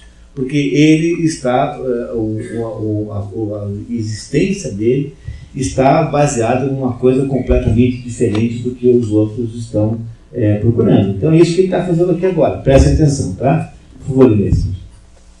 Diz em seguida que tem mais de 70 anos, que está acostumado a falar nas feiras e não nos tribunais, e que deve ser julgado pela justiça do que diz. Em resumo, declara não ser orador, a não ser que por essa palavra se entenda alguém que diz a verdade. Então, desculpe, Inês. O orador é a mesma coisa que retórico. Retórico é o sujeito que ensinava os outros a fazer discursos para conseguir efeitos. Então, o sujeito que quer ser lá deputado, o equivalente, né, o deputado, contrata um retórico que escreve um discurso e ele fica em casa decorando semanas, aí vai e faz um discurso lá no dia e é eleito lá por um conselho. Entendeu? Quer dizer, ele está dizendo que ele não é isso, que ele não está preocupado com nada a não ser dizer a verdade. Então, se ele vai ser julgado por alguém, tem de ser julgado pela veracidade daquilo que ele está falando e não por uma outra coisa qualquer. Está claro para vocês isso, pessoal? Eu queria insistir em que é totalmente possível interromper a qualquer momento, fazer qualquer pergunta, tá? Não deixe de perguntar, por favor, se for o caso. Sócrates diz que outros acusadores, os comediógrafos, o têm caluniado há muito e que dele tem dito ser homem douto, especulador das coisas celestes e investigador das subterrâneas, e que torna mais forte a razão mais fraca, e que isso pode ter induzido os jurados a acreditar que ele, Sócrates, não acreditaria nos deuses e que é desses primeiros acusadores que vai se defender primeiro. De quem que ele está falando, afinal de contas? do Aristófanes, que fez aquelas duas peças lá em que ele era ridicularizado como sendo sofista. Então, como ele quer então dizer que quem inventou essa imagem ruim dele foi... Vejam, pessoal, tudo isso aqui aconteceu de fato. Isso aqui não é uma história inventada por alguém. Isso aqui é o relato de fatos de fato acontecidos, de fatos reais, concretos. Então, ele está querendo agora mostrar que ele não é sofista, como o Sócrates literário, né? Como o Sócrates ali desenhado pelo Aristófanes, e vai começar a se defender desses para desmoralizar a opinião deles perante o júri, para ver se ele consegue salvar sua pele. Inês, por favor. Sócrates relembra que a acusação de que Sócrates comete crime e perde a sua obra, investigando as coisas terrenas e celestes e tornando mais forte a razão mais débil e ensinando os outros, já estaria na comédia de Aristófanes, e pede aos jurados que se informem reciprocamente de tê-lo ouvido alguma vez falar de tais coisas. Assim, olha, algum de vocês aí que são jurados, alguém aí, pergunte para o seu colega do lado se alguma vez me ouviram falar isso. Quer dizer, isso que dizer que eu torno a razão mais fraca mais forte, o que é tornar a razão mais fraca mais forte? É você fazer alguém que não tem razão ganhar a causa. Não é isso? Isso que é obrigado, né? Isso que é tornar a razão mais fraca mais forte. Então está dizendo para o júri que esta tese de que ele faz isso, que é tipicamente o trabalho do sofista ou do retórico ou do orador, não é o que ele faz. E que isso é visto assim porque ele está sendo, de certo modo, caluniado pela tal da peça dos pássaros, né? As nuvens depois dos pássaros, e que nunca apresente-se ali alguém deles que tenha dito que ouviu dizer isso, fazer isso na prática. Então está tentando desmerecer a opinião popular sobre ele próprio, que é essa opinião baseada na obra do Aristófanes. Quando a versão ficou mais forte que o fato, né? Está tentando desmentir isso, destruir isso. Muito bem. Sócrates diz aos jurados não poder ser acusado de ganhar dinheiro instruindo. Declara ironicamente achar bela coisa que alguém seja capaz de persuadir os jovens e ser compensado com dinheiro, mas diz não saber fazer tais coisas como os sofistas o fazem. Em resumo, diz que não é sofista. Compreenderam o que ele está querendo fazer? Sócrates não vendia a trabalho de filósofo, quer dizer, ele encontrava os seus conhecidos e seus discípulos na praça e empreendia um exame com eles do que eles diziam e não cobrava nada por isso. Então Sócrates não tem uma vida econômica muito clara, porque não sabemos nada sobre ele. Nessa época não havia biografias, né? E sabemos só o que Platão nos conta, mas sabemos que ele é um sujeito sem posses, quer dizer, ele não se tornou não foi um mercador da sua habilidade argumentativa. E, portanto, se ele não ganha dinheiro com isso, que tipo de sofista é esse? Porque o sofista é um profissional que é sócio do sucesso do cliente. Ele, no entanto, nunca fez isso. Então ele está fazendo tudo o que ele pode para desmentir a ideia de que ele possa ser um sofista como os outros. Está querendo nos mostrar que ele é uma coisa muito diferente, chamada filósofo, que não se compara com um sofista. Sócrates diz estar sendo acusado injustamente, não por ter sido envolvido nas atividades de que é acusado, mas porque teria conquistado alguma sabedoria. Aquela que é talvez propriamente a sabedoria humana, a que é, na realidade, arriscado ser sábio nela. Sócrates invoca em sua defesa o oráculo de Delfos que, consultado por Xenofonte, teria dito que entre os sábios ninguém seria mais sábio que ele. Bem, o Xenofonte, que era aluno de Sócrates, que depois vira historiador e escreve então muitas e muitas referências a Sócrates, foi ao oráculo de Delfos. Havia lá na Grécia, isso tudo é real e concreto, havia lá um oráculo. O que é um oráculo? O oráculo é uma entidade que se comunica com os deuses e fala em nome dos deuses. Então o que é oráculo? Oráculo é, de modo geral, uma sacerdotisa que mora dentro de uma caverna nessa caverna lá em Delfos existia lá um decálogo, um conjunto de regras que deveriam ser seguidas por todos os homens inteligentes, e a primeira delas, que é conhecidíssima, é conhece-te a ti mesmo. Conhece-te a ti mesmo é uma das regras do oráculo de Delfos. Está escrito na parede, não sei se até hoje está, mas estava lá escrito na parede da caverna lá onde está o oráculo. Então toda vez que você tem uma dúvida sobre alguma coisa profunda aí na sua vida existencial, não vale lá perguntar quais são os números que vai dar na quina. Entendeu? Mas é para perguntar coisas fundamentais. Por exemplo, Édipo, a tragédia de Édipo começa quando ele vai ao oráculo perguntar quem que é pai dele, afinal, no contas. O problema do oráculo é que o oráculo nunca responde as coisas com respostas objetivas. O oráculo fala por enigmas. Então é preciso que alguém interprete isso, né? Então a conversa do oráculo é uma conversa enigmática, assim, parecida com a conversa típica das mulheres, que falam sempre por enigmas. Pelo menos sob o ponto de vista dos homens, assim, nós achamos isso, né? Não é? Quer dizer, é sempre assim uma conversa assim, com uma conotação de ambiguidade. Assim. Mas os gregos, né? Os atenienses, eles faziam, né? Os atenienses faziam consultas ao oráculo. E o oráculo disse lá para o Xenofonte que de todos os sábios que havia na Grécia ou na Atenas, o mais importante, o maior de todos era Sócrates.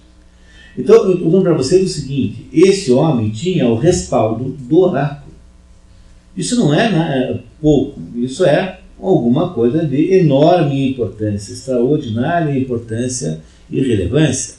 Então, mataram um fulano de 70 anos, que é herói de guerra, e que é dito pelo oráculo como sendo o mais importante, o mais sábio dos gregos, por um motivo que possivelmente é um motivo muito fútil, é uma coisa de uma barbaridade extraordinária, né? Vocês imaginam isso, né? Que isso seja uma coisa assim de uma brutalidade indescritível. Um homem de 70 anos, herói de guerra, que é tido como o mais sábio dos gregos. Então ele está dizendo aqui que ele se distingue dos sofistas e dos outros porque ele de fato sabe alguma coisa. E isso que ele sabe foi confirmado pelo oráculo de Delfos. E vamos ver o que ele então, como é que ele então, pois não. Professor, nessa época já tinha um conceito de filósofo, já sabiam que eles eram... Não tem conceito de filósofo. O filósofo primeiro é o Sócrates. O que ele está fazendo acontecer, o que acontecerá ao longo da nossa história é o nascimento da filosofia. Por isso que esse diálogo tem a importância que tem. Que ela é a declaração de nascimento desta atividade chamada filosofia. O que havia eram os tais filósofos naturalistas, que eram os pré-socráticos, que eram aqueles filósofos que tentavam descobrir do que é feito o mundo. É feito de água, não, é feito de não sei o que, é feito... Então, havia lá tentativas de explicar o mundo, mas não eram no sentido que Sócrates vai estabelecer. Então, é aquilo que eu sempre digo, os pré-socráticos provavelmente representam o final de alguma coisa, e não o início de alguma coisa. E o que acontece no caso de Sócrates é uma coisa completamente nova e inédita do mundo, que é o nascimento da filosofia, cuja natureza nós vamos entender com clareza aqui ao longo dessa história. Muito bem, continuamos. Sócrates afirma que, para interpretar a fala do oráculo, foi testar determinado político que ele não nomeia. Como este político se achava sábio, mas, de fato, não sabia o que achava que sabia, Sócrates concluiu ser ele, Sócrates, sábio, por não acreditar saber aquilo que não sabe, e que disso vinha o ódio que se nutria por ele. E aí então Sócrates com isso estabelece a primeira regra da honestidade intelectual. A primeira regra da honestidade intelectual é a seguinte: você nunca deve dizer que você sabe alguma coisa que você não sabe, e também nunca deve dizer que você não sabe alguma coisa que você sabe. Essa é a regra de ouro da honestidade intelectual. Você não tem direito de dizer que você sabe alguma coisa que você não sabe, e você não pode dizer também o contrário. Se você sabe alguma coisa, você não pode fingir que não sabe isso. Então, o que o Sócrates está dizendo aqui é que ele é mais sábio do que os outros, porque pelo menos ele sabe que não sabe determinada coisa. Ele vai perguntando para esses que dizem que sabe alguma coisa, e os vai interrogando, e na terceira pergunta já desmontam o sujeito. E aí o sujeito já, em vez de descobrir que não sabe, continua insistindo que pensa que sabe aquilo. Então, o Sócrates não sabe aquilo que o outro não sabe, mas pelo menos ele sabe que não sabe. Entendeu? É nesse sentido em que ele diz que ele é mais sábio que os outros, porque ele tem capacidade de perceber o que é verdade no seu conhecimento e o que não é. E vamos ver então, ele foi consultar um político, coisa estranhíssima, né? Um político que acha que sabe alguma coisa, não sei. Isso no mundo moderno não tem mais. Isso aqui era só um problema grego, né? Muito bem, Inês. Sócrates diz que, embora sabendo-se odiado, para procurar o que queria dizer no oráculo, devia ir a todos aqueles que diziam saber qualquer coisa, e saiu à procura de políticos, poetas trágicos e ditirâmbicos, descobrindo que não sabem nada do que dizem, o que comprovava que ele, Sócrates, os superava. Superava por quê? Porque Sócrates pelo menos sabia que não sabia. O que é um poeta ditirâmbico? É o equivalente moderno a um poeta lírico. Quando o poeta trágico faz tragédias, o que nós chamamos de poesia lírica era chamada de poesia ditirâmbica, lá no tempo dos gregos, lá de Atenas. Então ele foi perguntando para todo mundo que ele encontrou, assim, vem cá, você sabe tal coisa? E o sujeito diz, sei. Então você não sabe de verdade, mas não sabe que não sabe. E o que o tornava superior não é que ele soubesse tudo que os outros não sabiam, é que ele sabia que ele não sabia. E isso certamente é uma superioridade, sem dúvida nenhuma. Vamos lá então. Sócrates diz ter ido visitar também os artífices que julgava nada saberem, mas descobriu-os instruídos em muitas e belas coisas, nas quais eram muito mais sábios que ele, Sócrates, mas que incorriam no mesmo defeito dos poetas. Pelo fato de exercitar bem a própria arte, cada um pretendia ser sapientíssimo também nas outras coisas de maior importância, e esse erro obscurece o seu saber. Sócrates conclui que deveria continuar como era, nem sábio da sua sabedoria, nem ignorante de sua ignorância. Isso é o problema de você pedir opinião ao Caetano Veloso sobre a política. Entendeu? O sujeito não tem a menor ideia do que está falando, mas como ele tem um prestígio popular alto, os artistas têm todos, como eles têm uma exposição midiática muito alta, como eles são perguntados o tempo todo, então o sujeito que é um cantor competente acha-se no direito de dar opinião sobre metafísica, sobre o futuro do mundo, sobre não sei o quê. Isso no Brasil é uma praga tão grave, mas tão grave, que é uma coisa horrível, porque brasileiro adora dar a sua opinião, quando na verdade espera-se que o artífice saiba apenas os assuntos ligados à sua própria profissão. No entanto, no Brasil esse problema é muito agravado pelo fato de que nós somos carentes afetivos. Então, aqui ninguém, no fundo, os brasileiros todos querem ser amados. Então, o sujeito que vai na sua casa consertar a máquina de lavar da sua casa não tem a menor ideia de como é que faz isso, mas ele quer que você goste dele. Entendeu? Ele quer que no final você diga assim, não está muito bom, mas valeu! Valeu! Porque o Brasil é a terra de um amadorismo horroroso. Então, por exemplo, no meu programa de televisão, havia lá as pessoas que ligavam para falar mal de médico. Não, porque os médicos são... Vem cá, meu filho, espera um pouco. Escuta aqui. O médico, qual é a razão pela qual você vai ao médico? Você está doente, né? Então, você vai ao médico e vai resolver o teu problema de doença. É muito melhor você ir no médico mal-humorado e ranzinza, que resolve o teu problema, do que você ir no médico bacana, simpático, relações públicas boas, que não sabe nada. As pessoas não conseguem compreender isso porque elas vivem num mundo de carência afetiva. Então, o problema é que você não vai ao médico para ter um romance com o médico. Você vai ao médico para resolver um problema de saúde. Mas esse fato é absolutamente impossível de compreender no Brasil. Porque as pessoas se sentem roubadas se o médico não é carinhoso, se não fez lá um tratamento psicológico. Mas o problema do médico é que ele tem que resolver o problema concreto, objetivo e concreto, real.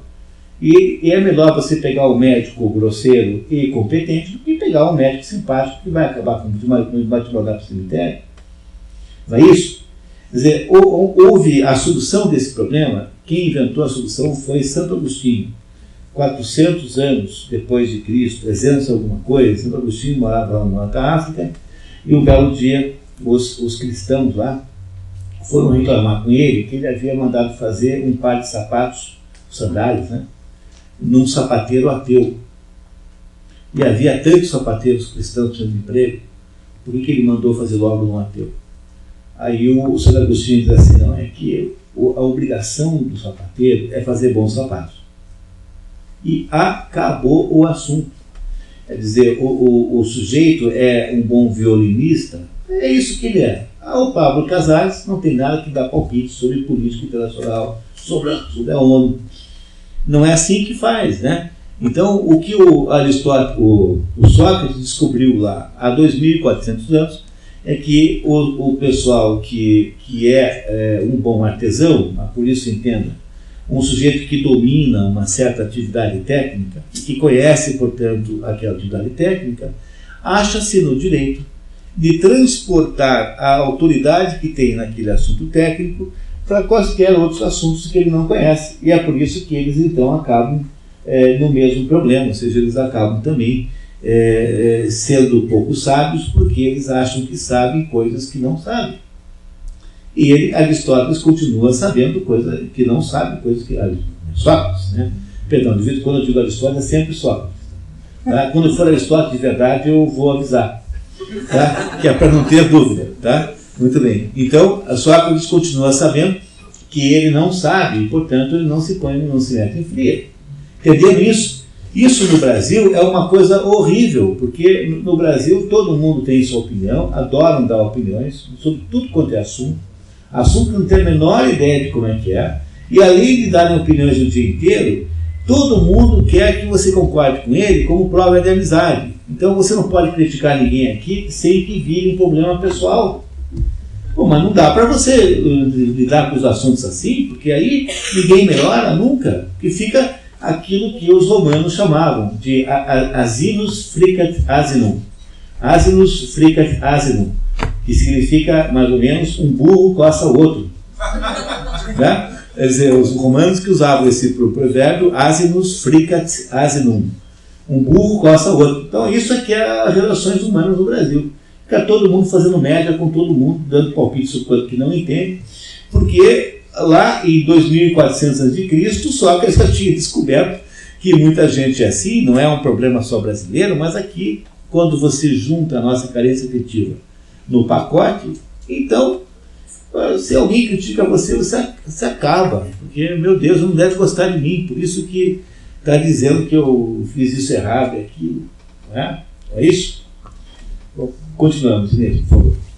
Sócrates diz à Assembleia dos Jurados que teria sido graças a essas investigações que demonstrava que os homens não têm nenhum mérito quanto à sabedoria, e que só Deus é sábio, e a sabedoria humana quase sem valor, que lhe teriam advindo inimizades, porque todos pensam que ele, Sócrates, seria sábio naquilo que ele refutava aos outros.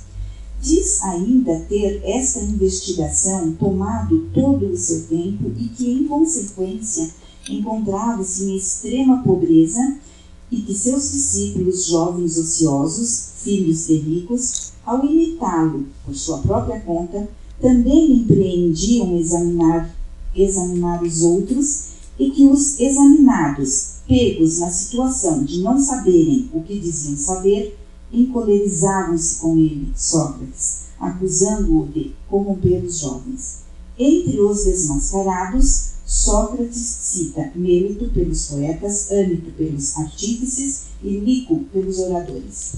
Acabou de desmascarar os seus acusadores, dizendo assim, esse pessoal aí me acusa, porque eu os examino e mostro que eles não sabem nada. Aí então eles saem por aí tentando fazer a mesma coisa com os outros sem, no entanto, terem as competências para isso.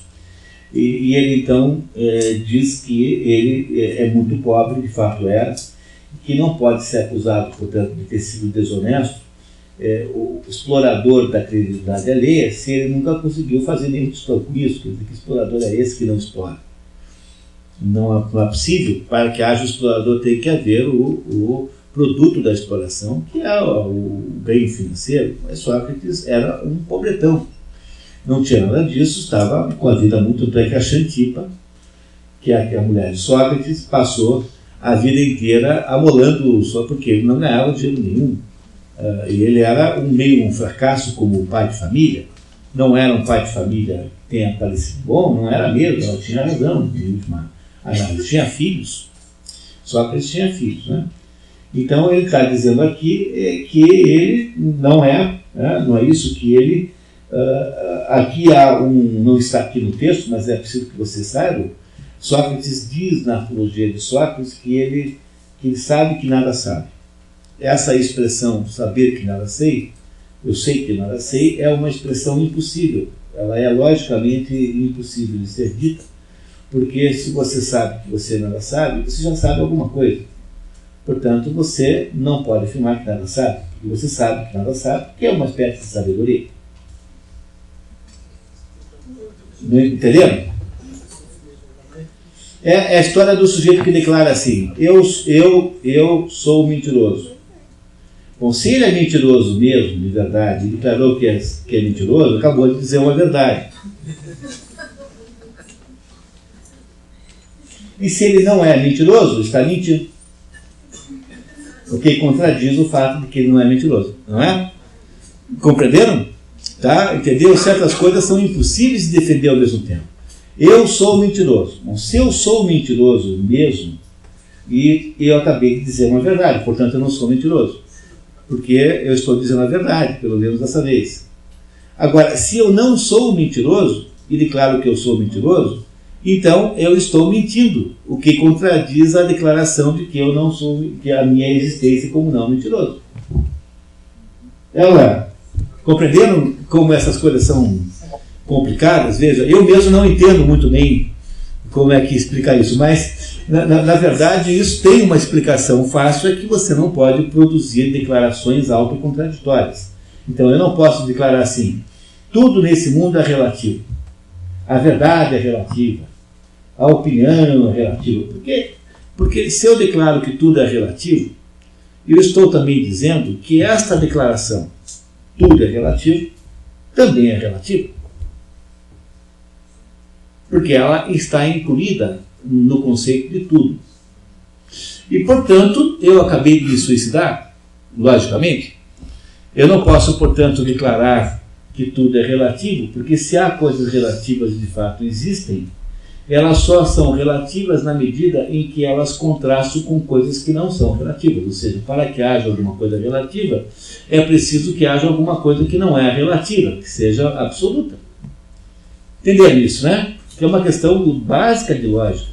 Então, não é que Sócrates tenha se contradito quando ele diz assim: sei que nada sei. O que ele quer dizer com isso é que ele não sabe nada sob o ponto de vista da sabedoria de Deus. Então, sob o ponto de vista de Deus, nós não sabemos nada mesmo.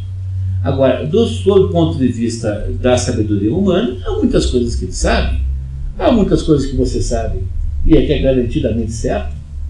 Não é isso? Tá? Então, continuamos, por favor.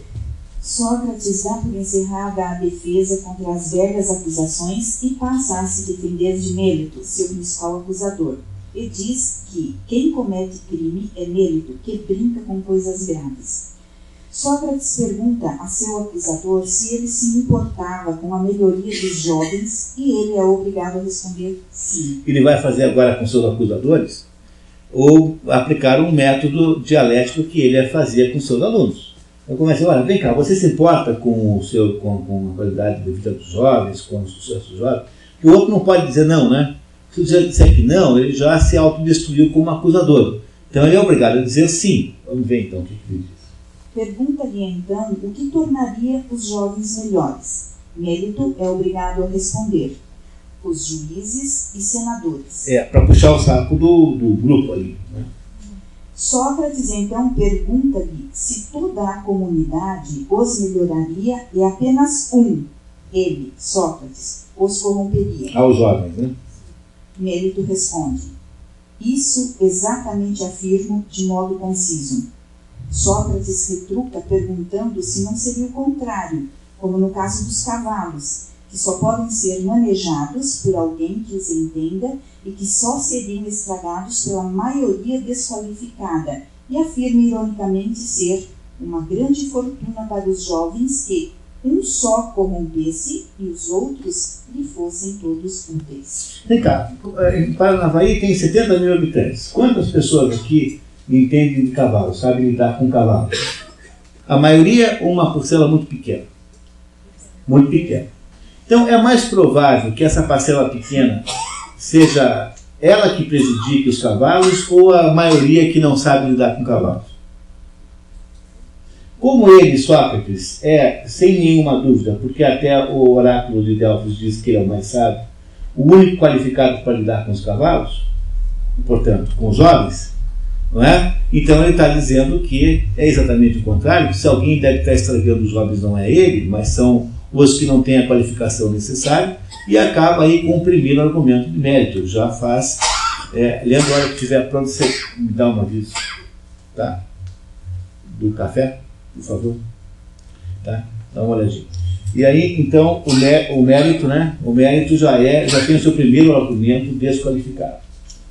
Continuamos, Inês, por favor. Sócrates continua a interrogar Mélito, perguntando-lhe se é melhor viver entre bons ou entre maus, já que os bons fazem o bem e os maus fazem o mal a seus próximos. Mélito responde que é melhor viver entre os bons e que Sócrates voluntariamente tornaria os jovens piores. Sócrates refuta dizendo que se ele assim o fizesse, receberia o mal daqueles que ele mesmo havia tornado pior e que, portanto, não poderia os estar voluntariamente piorando e que, se o estivesse fazendo involuntariamente, merecia aconselhamento e não punição. Então, se os que estão sendo piorados, pelo fato de estão sendo piorados, os jovens, produzem males aos outros, e esses males atingiriam a ele, Sócrates, por que é que ele faria isso voluntariamente? Logo, se ele está fazendo isso de verdade, ele não deve ser culpado de nada errado, mas deve ser culpado de ser burro. Portanto, tem que ser ensinado e não tem que ser condenado à morte, porque isso é coisa de quem é burro e não de quem é malicioso. Compreendem?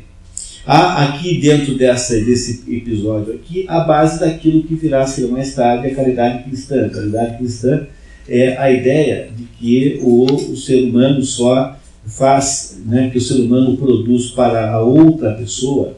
Todo bem que você produz para uma outra pessoa, qualquer que seja essa outra pessoa, representa equivalentemente um bem que você produz para você mesmo. E que todo mal que você produz para uma outra pessoa volta para você sob forma de um mal para você. Então não é possível de modo nenhum haver uma situação humana parecida com o altruísmo. O altruísmo é um conceito inventado pelo Herbert Spencer, que é um darwinista social, ele é equivalente ao Darwin na área social e é contemporâneo do Darwin, que queria desmerecer a caridade cristã e inventou o conceito de altruísmo, que é essa ideia absurda de que você pode fazer um bem para alguém às custas de um próprio mal para você. Por isso não é possível de modo nenhum, porque o bem corresponde ao bem e o mal corresponde ao mal. Quando você dá dinheiro a um pobre, você é o maior beneficiário deste ato. O ato de dar esmola é um ato que, em primeiro lugar, interessa a quem dá esmola, e apenas colateralmente interessa a quem recebe. É por isso que não se deve nunca ficar colocando restrições no destino da esmola. Entendeu? Você não vai dar uma esmola para um pobre, você acha que ele vai tomar pinga? Não é mais problema seu. Depois que você deu o dinheiro para o pobre, o problema é dele. Ele faz o que quiser com o dinheiro. Você não tem direito de não dar o dinheiro com base nesse argumento, porque a caridade não é feita para o pobre, é feita para você mesmo. A mais antiga terapia espiritual do mundo é dar esmola. Tanto é que, para os católicos, dar esmolas é absolutamente obrigatório, é obrigação dos católicos. Só que a única esmola que chega ao céu é a esmola que você dá silenciosamente e de modo discreto. A mão esquerda não pode saber o que a mão direita faz. Qualquer tentativa de transformar isso num programa de responsabilidade social do cristão, qualquer coisa dessas aí, dessas monstruosidades, você anula completamente o efeito de natureza espiritual da esmola. E vira só propaganda pessoal, vira uma coisa chamada demagogia. Entendeu? Vira um troço chamado marketing. Não tem nada a ver com isso que nós estamos falando. Então, o que o Sócrates está aqui dizendo é que não é possível alguém produzir um mal para os outros e ser ao mesmo tempo beneficiário de um bem, tendo feito isso, que o mal que você faz para os outros volta para você sob forma de mal. E aí então, pessoal, nós paramos um pouquinho para tomar um café e voltamos daqui a 10 minutos se vocês estiverem aí, tá? Vamos lá. Obrigado. Tá. Muito bem. Fazendo um passeio pela apologia de Sócrates, que é o discurso, é a transcrição do diálogo entre Sócrates e os seus acusadores, por ocasião do julgamento de Sócrates ocorrido em 399 a.C. É muito mais do que um julgamento, é um momento histórico da humanidade e incomparável, quase não há nada tão importante quanto isso aqui. Então, estamos aqui tentando entender os argumentos que Sócrates opõe aos seus acusadores. Então, estamos, até onde eu sei, no item 18, é isso? 13º. É isso mesmo? Tem certeza? Ah, 13º. Tá, ok, tá certo, é verdade. Tá, vocês têm razão. Muito bem, quem é que tá todo mundo certinho aí? Tá? Vamos lá então? Inês, por favor. Sócrates lembra que a acusação de corromper a juventude dar-se-ia por ele, Sócrates, ensinar a juventude a não respeitar os deuses que a cidade respeita, porém outras divindades novas. Sócrates diz não entender se está sendo acusado de não acreditar em deuses de modo geral ou na existência de certos deuses em favor de outros. Mérito diz achar que Sócrates não acredita inteiramente nos deuses, alegando ter Sócrates declarado que o sol seria uma pedra e a lua terra. Sócrates responde dizendo que Mérito o estaria confundindo com Anaxágoras e o acusa de estar se contradizendo, porque ele não pode ser acusado de não acreditar em deuses, como pensa Mérito, e ao mesmo tempo ser acusado de indicar deuses que não os reconhecidos pela cidade. O Anaxágoras, que era um pré-socrático, disse que o sol era uma pedra e a lua era a terra. E isso significaria que foi isso que disse o Anaxágoras. Mas o acusador de Sócrates disse que foi ele que disse isso, que comprovaria que ele, Sócrates, não acredita nos deuses. Porque o sol não pode ser uma pedra, o sol é um deus. Ele diz, bom, mas como é que eu posso ser acusado disso, de não acreditar em deuses, se eu também estou sendo acusado de indicar os deuses errados para a juventude? Ué, se eu estou indicando os deuses errados para a juventude, é porque eu acredito em deuses. Não é isso? E se eu não acredito em deuses, como é que eu posso ser acusado de estar indicando deuses errados se eu não acredito neles? Portanto, você não pode acusar Sócrates das duas coisas ao mesmo tempo, você pode acusar de uma coisa ou de outra, mas não as duas ao mesmo tempo. Ele está destruindo aqui, uma por uma, os argumentos dos seus acusadores. Não é isso? Está tentando aqui inviabilizar logicamente do que ele está sendo acusado. Tá? Vamos lá em seguida.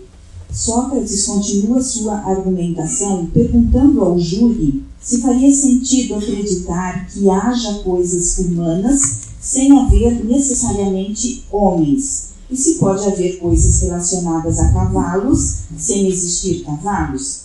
Demonstrando que não, Sócrates pergunta a Méleto como poderia ele ser acusado de ensinar coisas demoníacas e negar ao mesmo tempo a existência de demônios. Como seria possível ele, Sócrates, não acreditar em deuses, se demônios são filhos bastardos dos deuses? Então, não é isso? Quer dizer, se Sócrates fosse um advogado, seria um advogado brilhantíssimo. Ele aqui é advogado em causa própria, como eram todos naquela época. Mas ele, no fundo, não está apenas argumentando juridicamente, tentando então se inocentar, mas ele não abre mão de que a sua argumentação esteja pautada pela verdade, porque ele está querendo dizer que ele não é sofista nem retórico, ele é alguém que está procurando uma coisa completamente nova, que é a verdade. Quer dizer, a verdade não é o objeto do retórico. O objeto do retórico é o convencimento. Tanto faz se é verdade ou não. Importa que você ganhe. O político não usa todo tipo de desonestidade para ganhar o cargo. Então, não interessa a verdade, interessa aquilo que você conta sobre ela. O Sócrates está o tempo todo dizendo aqui que a ele interessa, antes de mais nada, a verdade e apenas a verdade. Então, vamos ver como é que isso vai dar. Sócrates diz que se alguma coisa o vai perder, é o ódio que há contra ele, pela mesma razão pela qual se perderam muitos outros homens virtuosos. Em seguida diz não se envergonhar de ter empreendido ocupações tais que tenham posto sua vida em risco. Só se deve considerar uma coisa: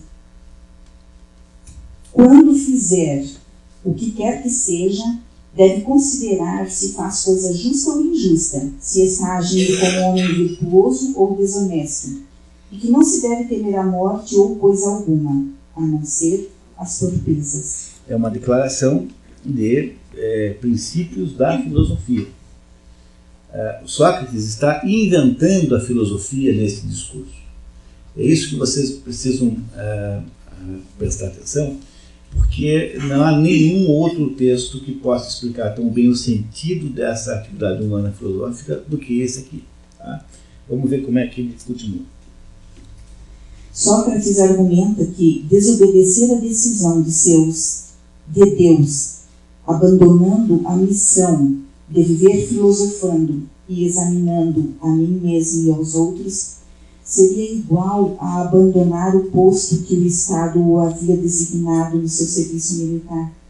Neste caso, com razão, alguém poderia conduzir-me ao tribunal e acusar-me de não acreditar na existência dos deuses, desobedecendo ao oráculo e temendo a morte e reputando-me sábio sem o ser.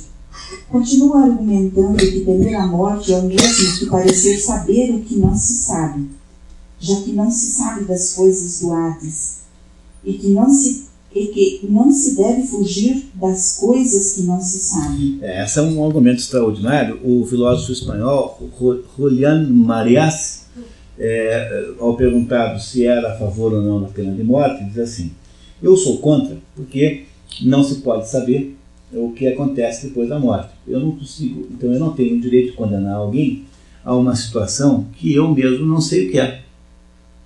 Até porque pode ser que o sujeito fique melhor do que antes e que a morte não corresponda a uma punição de fato. Essa é a argumentação que Hamlet usa para não assassinar o tio, quando o tio estava rezando, porque ele queria matar o tio. Uma hora ele aparece e vê o tio rezando e ele diz assim: pô, mas se eu matar esse desgraçado agora, ele vai para o céu, que está rezando. Então eu vou fazer o seguinte: eu vou deixar, parar, esperar, assim, eu não vou matá-lo agora para encontrar uma ocasião pior. Que é uma das coisas mais engraçadas que eu vi nesse cinema. Eu vou esperar uma ocasião pior para poder matar o tio, né? O que ele queria matar. Então a mesma coisa acontece aqui. Dizer, você não deve temer a morte porque você de fato não sabe o que acontece depois da morte.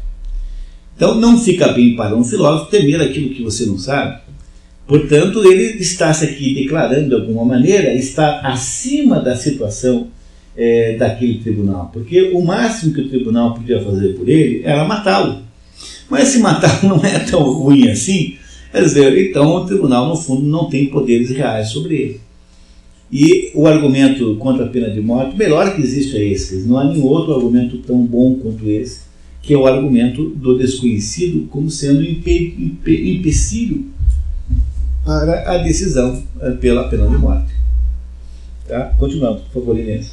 Conclui que, mesmo que a corte o absolvesse com a condição de não mais ensinar tais coisas, diria: cidadãos atenienses, eu vos respeito e vos amo, mas obedecerei aos deuses em vez de obedecer a vós, e enquanto eu respirar e estiver na posse das minhas faculdades, não deixarei de filosofar e de vos exortar ou de instruir a cada um, quem quer que seja que vier à minha presença, dizendo-lhe, como é meu costume: ótimo homem, tu que és cidadão de Atenas, da cidade maior e mais famosa pelo saber e pelo poder, não te envergonhas de fazer caso das riquezas, para guardares quanto mais puderes, e da glória e das honrarias, e depois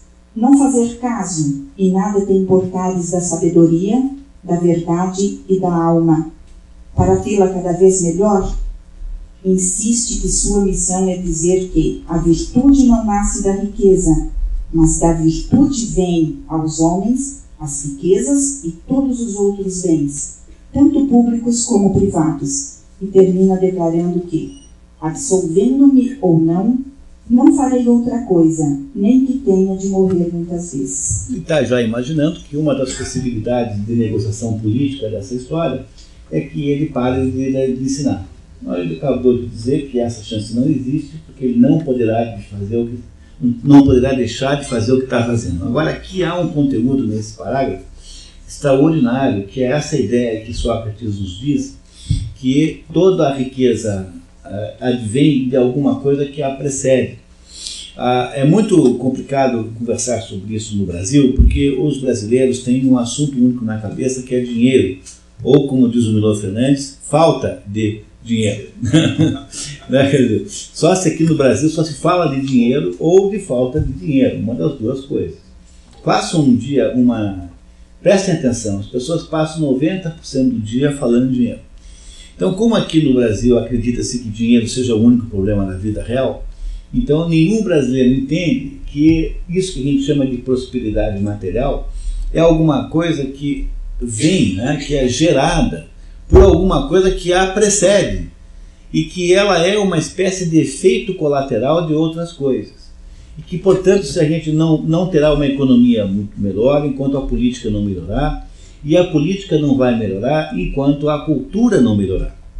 Quer dizer, esse é o problema central do Brasil. Ou nós fazemos a restauração da cultura brasileira, e a restauração só é possível no contexto de uma metodologia como essa aqui, em pequenos grupos de pessoas que se dedicam, então, que são capazes de tirar 4 horas do seu tempo para entender isso tudo, ou então nós não temos nenhuma solução. E quem está falando aqui agora é o José Munir, economista, deixando claro que o que acontece de bom ou ruim na economia nunca tem origem na própria economia, mas tem origem em coisas que estão acima delas. O primeiro a saber isso era o próprio Adam Smith, que dizia que o capitalismo trabalha com regras morais que não são produzidas por ele próprio, são produzidas por um estágio acima dele. Portanto, o que o Brasil não entende é que antes da gente poder ser rico conforme os nossos sonhos desejam, nós temos que produzir uma sociedade mais espiritualizada, uma sociedade mais honesta, sob o ponto de vista... Não é corrupção, não, pessoal, porque aqui, o problema é sempre esse, entendeu? Ficamos todo mundo, o Brasil inteiro, indignado com os políticos porque eles vão ganhar 20 mil, 25 mil, não sei quanto. Enquanto a gente fica a debater o salário deles, exercitando uma espécie de inveja, eles fazem todas as escretinices e imbecilidades do mundo. Eles produzem as leis mais absurdas e mais deletérias que você possa imaginar. eles criam uma sociedade totalitária. E nós só ficamos indignados porque eles ganham 20 e poucos mil. O brasileiro só pensa em dinheiro, então a única coisa que nos comove e que nos mobiliza é sempre alguma coisa ligada à inveja. Inveja do dinheiro que eles vão receber. Eu, por exemplo, tenho a opinião que é para pagar o dobro, contanto que eles não apareçam. Entendeu? Paga o dobro de uma vez com a condição de que eles só vão aprovar o orçamento no final do ano. E não precisa aparecer nunca mais, porque o mal maior é a liberdade que nós damos a essa gente de produzir todo tipo de barbaridade. As leis mais estapafúrdias do mundo, mais absurdas que você possa imaginar, e nós só temos raiva deles porque eles ganham 20 mil, 25 mil. Vocês estão entendendo isso? Que isso é um fenômeno brasileiro, que é um fenômeno terrível, porque nós só nos mobilizamos para brigar com eles por causa do dinheiro, quando na verdade o mal dessa gente não é o dinheiro que eles recebem. O mal dessa gente, eu não estou dizendo que tem que pagar o que paga, mas eu jamais gastaria um minuto para debater isso. O mal dessa gente é o que eles produzem como legislação no Brasil, que é uma barbaridade. Então, o que eu queria dizer a vocês que isso está já implícito nisso aqui que Sócrates está nos dizendo, né, que no fundo não é possível haver uma sociedade bem-sucedida apenas porque a economia deu certo. A economia não dá certo se alguma coisa em cima não der certo antes. O sucesso econômico é uma espécie de efeito colateral de alguma coisa que acontece antes. Quem esteve aqui no Viktor Frankl no mês passado lembra que o Viktor Frankl diz que ninguém deve procurar ser feliz, porque a felicidade é sempre efeito colateral de uma outra coisa que vem antes. E que o desejo de ser feliz diretamente é um desejo mal direcionado, porque você só conseguirá materializar isso num telefone celular moderno, e quando você compra já está velho, porque já tem um outro mais bonito, entendeu? E assim por diante. Ou seja, o ser humano não pode imaginar uma vida que não seja uma vida que parta de alguns princípios que não são materiais. É isso que Sócrates está dizendo. Que não pode ser assim, como eles estão pensando lá, e que ele recusa-se a ter uma vida que não seja uma vida denunciadora disso. E que, se a condição ele parar de dar aula, ele não aceita. Ele aceita a morte. É isso que ele está dizendo. Muito bem, Inês, por favor. Sócrates diz que se for condenado à morte, menos mal sofrerá que seus condenadores, e que Mélito ou Ânito não lhe podem fazer mal de forma alguma, porque não é possível que um homem melhor receba dano de um pior, e que, pior que os males que lhe, a Sócrates, possam advir, é a tentativa de matar injustamente um homem, que é o mal no qual seus causadores incorrem. Tá? Causadores incorrem. Argumenta também que estava adaptado pelo Deus à cidade para escoriar a cidade e que não seria substituído com facilidade, sobretudo por fazê-lo sem nenhuma compensação do que sua pobreza testemunhava. Não vai ter outro que possa de graça fazer isso que ele faz. Portanto, quem vai ter sofrer o mal é a cidade, que perderá uma espécie de consciência crítica, que é Sócrates, e que mal a ele não pode ser feito porque ele é melhor do que os outros. Portanto, se algum mal alguém sofrerá, é o próprio acusador, porque ele, ao matar um velho injustamente, né, vai depois pagar o preço de sofrer esse mal em si próprio. Tanto é que nós estamos aqui 2.400 anos depois, falando mal desses três patetas aqui, Mélito, Ânito e Lico. Né? Não é isso? Nós estamos aqui falando mal dos três, aqui 2.400 anos depois. Não é verdade? Viu como a praga pega? Sócrates declara desde criança ouvir às vezes uma voz que o impede de agir e que por isso foi impedido de se ocupar dos negócios do Estado e que, se assim o fizesse, há muito estaria morto e não teria sido útil em nada, e o que combate verdadeiramente pelo que é justo, se quer ser salvo por algum tempo, deve viver a vida privada, nunca se meter nos negócios públicos, dando o exemplo dos acontecimentos por ele vividos quando senador, em que a oposição à injustiça, mesmo no período democrático, quase o havia matado. Quando ele se opõe contra aquele julgamento em bloco dos generais e se opõe à captura do Leão de Saramines. Então ele está dizendo que quando agiu na causa pública, ou seja, no governo, ele quase morreu, e que o jeito de se ter uma vida realmente bem resolvida é você ser responsável por você mesmo. Os gregos tinham um conceito, que é mais um conceito aristotélico, e agora é aristotélico mesmo, tá?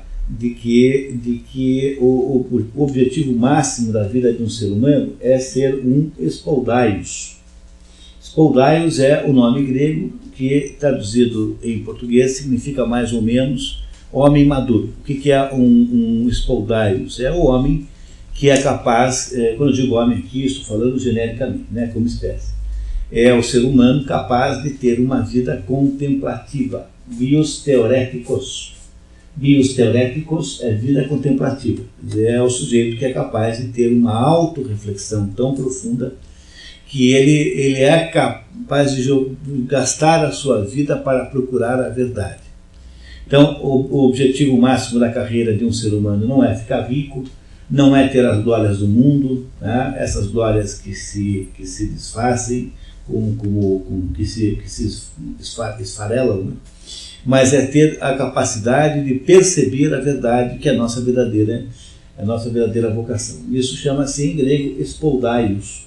Mas esse conceito já é um pouco posterior, está na Ética Nicômano de Aristóteles, ali a descrição do spoldaios, que aliás é um outro livro extraordinário, muito, quase imprescindível a leitura.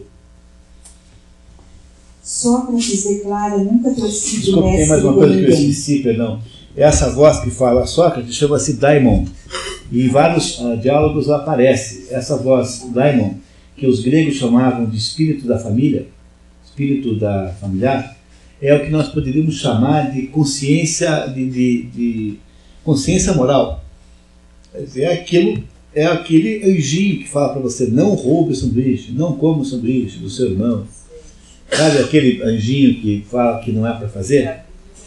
Então a consciência moral é aquilo que os gregos chamavam de demônio familiar, de espírito familiar, que se chama daimon em grego, e que é mais ou menos a consciência moral que todo mundo tem. De vez em quando o Sócrates recebe a influência dessa consciência que diz a ele que não pode fazer tal coisa. E ele ouve religiosamente tudo que a consciência moral lhe diz. Essa é a explicação desse demônio que Sócrates recebe. Demônio não é no sentido diabólico, mas demônio é no sentido espiritual apenas. Né? Sócrates declara nunca ter sido mestre de ninguém. Explica: se, pois, alguém se mostrou desejoso de minha presença quando eu falava, e acudiam à minha procura jovens ou velhos, nunca me recusei a ninguém. Nunca, ao menos, falei de dinheiro, mas igualmente me presto a interrogar os ricos e os pobres, quando alguém, respondendo, quer ouvir o que digo. E se alguém daqueles se torna melhor ou não se torna, não posso ser responsável, pois que não o prometi e nem dei, nesse sentido, nenhum ensinamento. Por que ele está falando isso? Porque ele quer dissuadir o Júlio da ideia de que ele possa estar por trás daquelas barbaridades políticas que foram cometidas pelo Alcibíades, pelo Critias, que é parente do Platão, mas foi aluno dele. Então, o que ele quer dizer é que ele não é responsável indireto pelo desastre que foram aqueles tempos lá de tiranias e perseguições que aconteceram em Atenas, porque ele já sabe, a essa altura, que ele não está sendo julgado por causa daquelas duas acusações. Por que é que Sócrates está sendo julgado? Por razões políticas, porque é preciso que alguém seja morto, já que os 30 tiranos foram anistiados, é preciso que alguém pague o preço. E por que não Sócrates? A razão pela qual Sócrates é escolhido, nós vamos entender daqui a 15 minutos, tá? Quando a gente conseguir terminar de ver isso aqui e começar a debater o texto. Há uma explicação porque é logo Sócrates que é escolhido. Nós vamos ver. Sócrates reafirma ser sua missão interrogar os que acreditam serem sábios e atribui esta missão a uma ordem de Deus. Em seguida, indica Mergulho vários parentes de alunos que ali poderiam estar para vingar-se, se ele, Sócrates, algum mal houvesse feito aos seus. No entanto, ao não acusá-lo, estariam motivados pela convicção de que Mélico mentia. Sócrates encerra sua defesa dizendo não ter trazido filhos, parentes e amigos para convencer o júri, porque é preciso que ele, Sócrates, seja corajoso ao menos defronte à morte completa. O fato é que me foi criada a fama de ser esse Sócrates em que há alguma coisa pela qual se torne superior à maioria dos homens, o que o diferenciaria dos homens que, a seu ver, cobrem a cidade de vergonha e que poderiam suscitar entre os estrangeiros a convicção de que aqueles que os próprios atenienses escolheram, de preferência, para serem os seus magistrados e para as demais dignidades, não se diferenciam das mulheres. O que é uma acusação, assim, grave, né? Ele está chamando está dando uma bronca no próprio júri, assim, olha, vocês se comportem como atenienses, como homens com coragem, que dão a própria vida, e por favor, né? Então, é uma aposta. Bom, nessa altura é muito provável que o Sócrates já achasse que estava perdido, né? Nessa altura ele acha que não tinha mais esperança nenhuma em que fosse ser absolvido, então já passou ao contra-ataque, na verdade, né? Mas vamos ver o que acontece quando ele é condenado. Então, Sócrates encerra sua defesa dizendo confiar na decisão seja qual for, já que, acreditando nos deuses, não fará coisas que não considera, nem belas, nem justas, nem santas, e que sua habilidade de argumentação não pode sobrepor-se à justiça dos deuses.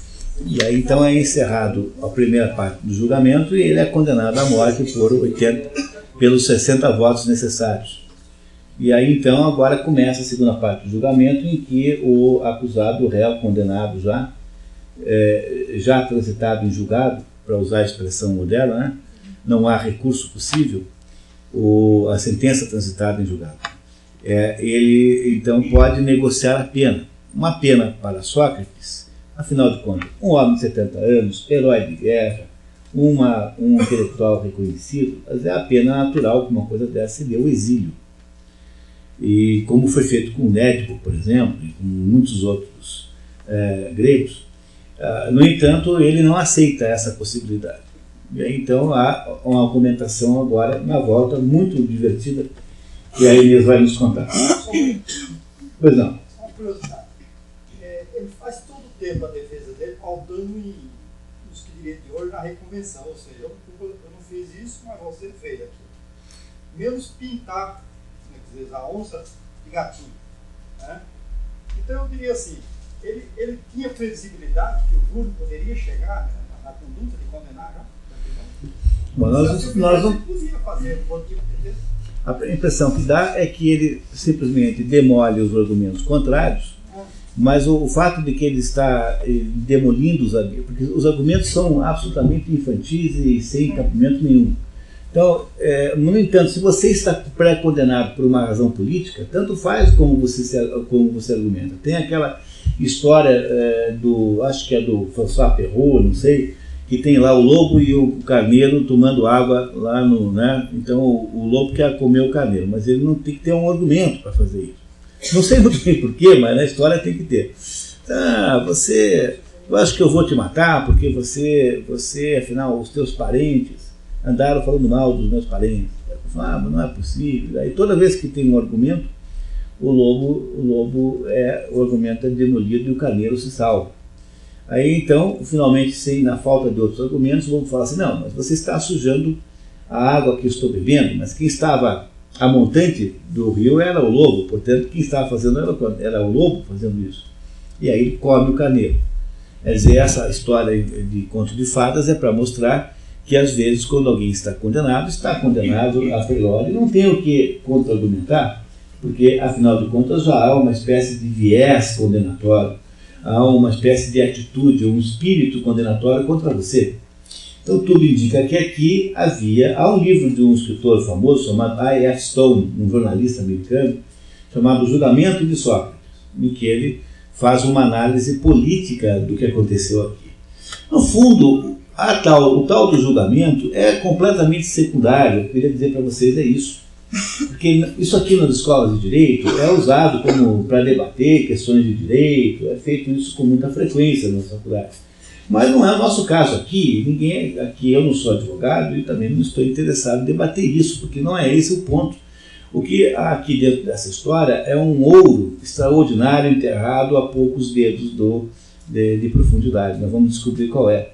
Mas tudo indica que o Sócrates comportava-se aqui como alguém que percebia que não seria nenhuma viabilidade, que não seria salvo. Ele estaria condenado a priori, porque, afinal de contas, queriam matá-lo de todo jeito. Essa parece ser o quadro assim, de fundo dessa história. Mas vamos ver se isso se confirma agora, quando ele recebe, então, a decisão da sua condenação. Vamos lá, então, Inês. Segunda apologia, após a condenação, mas antes da confirmação da pena. Sócrates declara ter esperado a condenação e até por mais votos. Conforme lhe faculta a lei, Sócrates propõe, ironicamente, substituir a pena de morte que foi proposta pelos acusadores pelo direito de ser nutrido às expensas do Estado no Pritaneu, já que, tendo passado a vida a cuidar da cidade antes dos negócios da própria cidade, não teve tempo de cuidar dos próprios negócios, descuidando daquilo que todos têm em grande conta, a aquisição das riquezas e a administração doméstica e os comandos militares e as altas magistraturas e as conspirações e os partidos que surgem na cidade. Quer dizer, o Sócrates propõe assim, ao invés de vocês me matarem, eu vou lá morar no Pritaneu, que é uma espécie de hotel de luxo, em que os atenienses hospedavam os atletas que ganhavam competições. Então, porque eu passei a vida inteira aqui cuidando da cidade para ela melhorar e eu não cuidei de mim. Então eu não tenho nada, não tenho dinheiro nenhum, sou pobre e miserável. Então, por favor, eu queria propor que vocês, em vez de me matarem, vocês me hospedassem às custas do Estado para eu ter alguma recuperação, alguma recompensa pela minha vida de sacrifício. Que tal? Não é uma boa proposta? Né? Não precisa nem dizer que não funcionou, né? Mas tá muito bem. Sócrates diz que se o juízo capital tivesse sido decidido em muitos dias e não em apenas um, ele os persuadiria. Demonstra desinteresse por qualquer pena alternativa, incluído o exílio. Serão os meus sermões mais fáceis de suportar para os outros? Sócrates argumenta que ir para o exílio seria equivalente a desobedecer a um Deus e que o maior bem para um homem é justamente este: falar todos os dias sobre a virtude e os outros argumentos sobre os quais me ouvistes raciocinar, examinando a mim mesmo e aos outros, e que uma vida sem exame não é digna de ser vivida.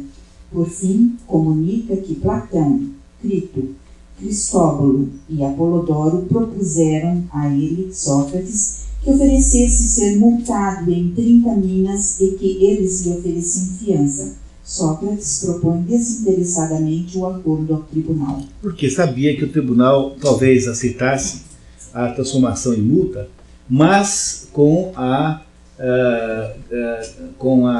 acompanhada de uma interdição ao ensino, né? Porque o tribunal não iria deixá-lo continuar praticando o crime, entendeu? Você não pode ser acusado de um crime, pagar uma multa e continuar fazendo, não é isso? Então ele sabia que essa solução que o Platão tinha inventado, que era rico, era uma solução inviável, não adiantava nada, porque ele ia ser neutralizado, que é a mesma coisa que morrer. Ou a multa seria então, então seria isso, né? Muito bem. Então ele não aceita, ele propõe, mas ninguém aceita, porque ele no fundo também não está querendo que aceite. Sócrates encerra alertando os presentes no Aerópago que é o lugar onde acontecia esse julgamento, né? Por não terem esperado mais tempo, seriam acusados por Mélito, Âmito e Lico de serem os assassinos de um sábio, porque quem, doravante, quisesse desaprovar os condenadores, o chamaria assim. Diz ainda ter caído não por falta de raciocínio, mas de audácia e impudência. E por não querer dizer-vos coisas tais que vos teriam sido gratíssimas de ouvir, choramingando, lamentando-me e dizendo muitas outras coisas indignas, as quais, certo, estáis habituados a ouvir de outros. Diz não desejar fugir da morte, mas da maldade que corre mais veloz que a morte. E agora eu, preguiçoso como sou e velho, fui apanhado pela mais lenta, enquanto os meus acusadores, válidos e leves, foram apanhados pela mais veloz, a maldade. O júri se reúne e confirma a pena de morte pela gestão de Cicuta. E aí então vamos ao epílogo no terceiro discurso de Sócrates agora. Terceira apologia, após a confirmação da pena de morte. Sócrates vaticina para os que o condenaram uma vingança muito mais severa. Em maior número serão os vossos censores, que eu até agora contive e vós não reparastes. E tanto mais vos atacarão, quanto mais jovens forem, e disso tereis maiores aborrecimentos. Por fim, Sócrates convida aos que o absolveram a conversar, porque nada nos impede de conversarmos todos juntos enquanto se pode.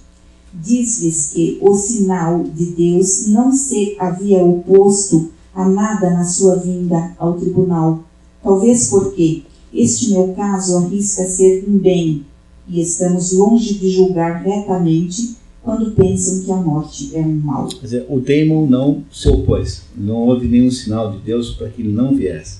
Como se ir ao tribunal e ser condenado fosse alguma coisa que fizesse parte do destino da sua existência.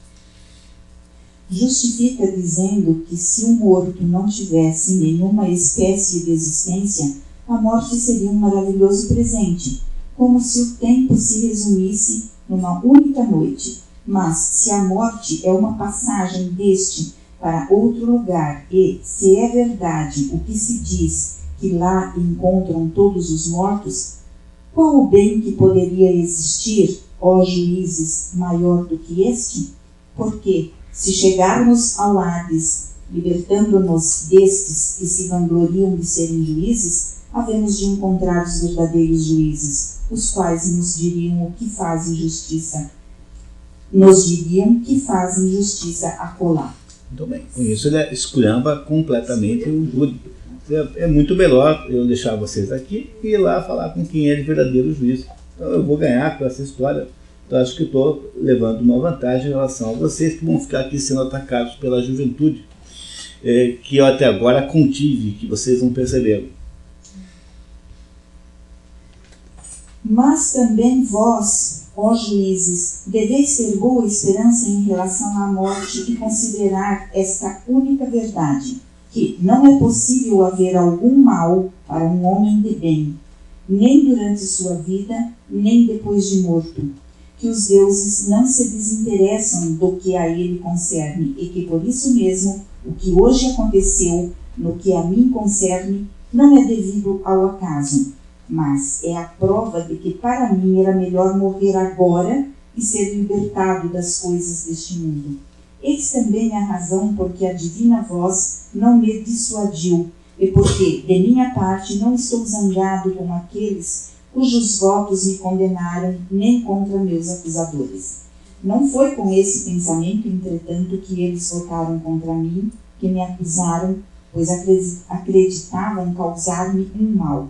Por isso é justo que sejam censurados, mas tudo o que lhes peço é o seguinte: quando os meus filhinhos ficarem adultos, puni-os, ó cidadãos, atormentai-os do mesmo modo que eu vos atormentei, quando vos parecer que eles cuidam mais das riquezas ou de outras coisas que da virtude. E se acreditarem ser qualquer coisa não sendo nada, reprovai-os, como eu a vós. Não vos preocupeis com aquilo que não lhes é devido. E se fizerdes isso, terei de vós o que é justo, eu e os meus filhos. Mas já é hora de irmos, eu para a morte e vós para viverdes. Mas quem vai para a melhor sorte, isso é segredo, exceto para Deus. E essa última expressão ficou famosa. Vamos embora, eu para a morte e vós para a vida. Essa história é uma história maravilhosa, emocionante, extraordinária. Você não deve perder a chance de ler. Mas ela tem há uma preocupação com essa conversa, com essa história inicial, que é a preocupação de compreender, digamos, a dimensão jurídica do que aconteceu. Então, o que a história fez isso é que se encontrou no julgamento já previamente condenado. E ele, então, apenas defendeu, abrilhantou a sua própria morte com argumentos, né? Mas ele sabia que ia ser condenado todo dia. Bom, isso eu acho que nós podemos mais ou menos estabelecer como consenso, porque seria muito difícil alguém de vocês tentar defender a tese de que ele era de fato parte daquelas considerações. É muito difícil defender essa tese. Então não vamos perder tempo nisso, porque eu queria, na verdade, é caminhar com vocês mais 500 léguas para frente, né? Léguas no tempo de história aquelas histórias de criança. E tentar, então, com essa caminhada, compreender o que realmente interessa na história da arqueologia do século. Obrigado, Inês. Olha, você é um anjo, tá? Muito obrigado, tá? Então, tá certo. Obrigado, Bruno. Então, vamos ver se a gente consegue entender uma coisa fundamental aqui. Qual é o problema central? Qual é o problema central que existe aí na situação de Sócrates? Por que é que Sócrates vive a situação que viveu aí, contada por essa história? Qual é a situação dele? Ele é um sujeito que tem convicções pessoais sobre o mundo, mas essas convicções pessoais, elas não coincidem com o que a cidade, a sociedade, portanto, espera dele. Há uma contradição entre dois aspectos simultâneos da vida de Sócrates. E por que há essa contradição em Sócrates ou em qualquer outra pessoa como nós aqui? Porque Sócrates pertence simultaneamente a dois tipos de entidade. Ele tem duas existências simultâneas. A primeira existência de Sócrates é no status, né, na condição de ser humano. Sócrates é um ser humano. Ele pertence, portanto, à humanidade, como qualquer pessoa aqui presente nesse momento. Há, no entanto, uma outra condição a que Sócrates está ligado, que é a condição de cidadão de Atenas. Vocês compreendem que há uma duplicidade de condições? Ele é, ao mesmo tempo, membro da humanidade e, ao mesmo tempo, ele é ateniense. Portanto, ele pertence simultaneamente à humanidade e à sociedade humana. Se a humanidade e a sociedade humana pudessem pensar do mesmo modo e fossem uma espelho da outra, então não haveria nenhum problema nessa duplicidade existencial, porque uma coisa haveria uma correspondência na outra e vice-versa. Mas qual é o problema? Por que ele se mete nessa confusão? Porque nem sempre isso é possível, nem sempre aquilo que corresponde aos valores humanos individuais corresponde aos valores do cidadão. Às vezes essas coisas estão em nítida oposição uma coisa à outra. Há coisas que o obrigam como ser humano e que podem estar contrárias àquilo a que os cidadãos são obrigados. Há uma contradição entre essas duas coisas. O mais interessante dessa contradição é que ela é uma contradição que pende de alguma maneira para o ser humano. Porque, veja, qualquer pessoa que existe, de algum modo, representa toda a humanidade. Qualquer um de nós aqui tem dentro de si as características humanas que nos fazem um representante legítimo da humanidade inteira. Então, Se por acaso viesse aqui um marciano e quisesse levar um espécime do ser humano para Marte, poderia pegar qualquer um, ou pelo menos a maioria, daria certo, né? Não é isso? A maioria podia ser levada, porque a maioria, ou na prática qualquer um, representa a humanidade perfeitamente. No entanto, se esse mesmo marciano fizesse uma fotografia, um estudo do Brasil em 2007, ele não teria nenhuma ideia do que seja a sociedade humana, a não ser dos seus aspectos mais patológicos e mais infelizes, talvez. Agora, nem a nossa sociedade humana, tampouco a sociedade ateniense do ano 400 a.C., pode representar a sociedade humana. Entenderam isso? Entenderam que um ser humano, enquanto ser humano, seja um ser humano visto apenas na dimensão humana, ele representa melhor os seus outros, digamos, os outros representantes, os outros indivíduos, do que qualquer sociedade humana destacada na história, no tempo, no espaço. Compreenderam isso? Vocês compreendem que há, portanto, aí uma contradição extraordinária entre essas duas coisas? Eu tenho uma situação que atinge todo mundo, nós todos somos passíveis da mesma situação, que é de pertencermos simultaneamente à espécie humana e, ao mesmo tempo, sermos brasileiros, javaneses, chineses. E aí, por cima, é preciso ainda ver quando é que você é chinês, se é antes ou depois do Mao Tse-tung, se é no tempo do Chiang Kai-shek ou não é, se é no tempo do não sei quem, do último imperador ou não, enfim, e assim por diante. Quer dizer, há um tipo de tensão que é completamente e totalmente insolúvel. É insolúvel porque eu não posso declarar que eu sou membro exclusivamente da humanidade, porque, afinal de contas, eu vivo numa sociedade e há uma série de coisas que ocorrem comigo e que fizeram ser o que eu sou, a começar pela língua que eu falo, que não são da minha autoria, mas são coisas que eu herdei dos outros. Quanto da sua existência você deve à sociedade em volta de você? Pense na quantidade de vezes que você tomou remédios que você não inventou, que você foi tratado por médicos que não foi você mesmo que se tratou, você não operou seu próprio apêndice, seu próprio apêndice inchado, infeccionado. Pense nas vezes em que você foi transportado por meios de transporte que você mesmo não inventou.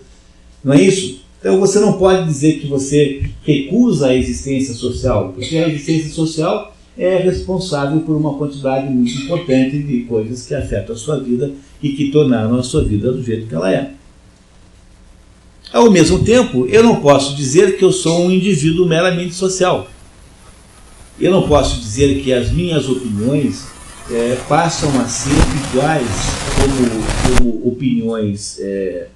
opiniões reflexas da sociedade em que eu vivo. Porque fazer isso significaria despir-me da minha individualidade humana. Então eu não posso escolher ficar só com uma dessas suas coisas. Compreenderam isso? Que não há a possibilidade de eu recusar a minha existência social e também não há nenhuma possibilidade de eu recusar a minha existência humana. O que acontece no final das contas é que nós acabamos ficando aí entre esses dois mundos, como uma criatura tensionada, entre dois, como se nós tivéssemos que cavalgar dois cavalos ao mesmo tempo, cada um puxando para um lado. E isso é mais ou menos o que é a existência humana. Vocês compreendem isso?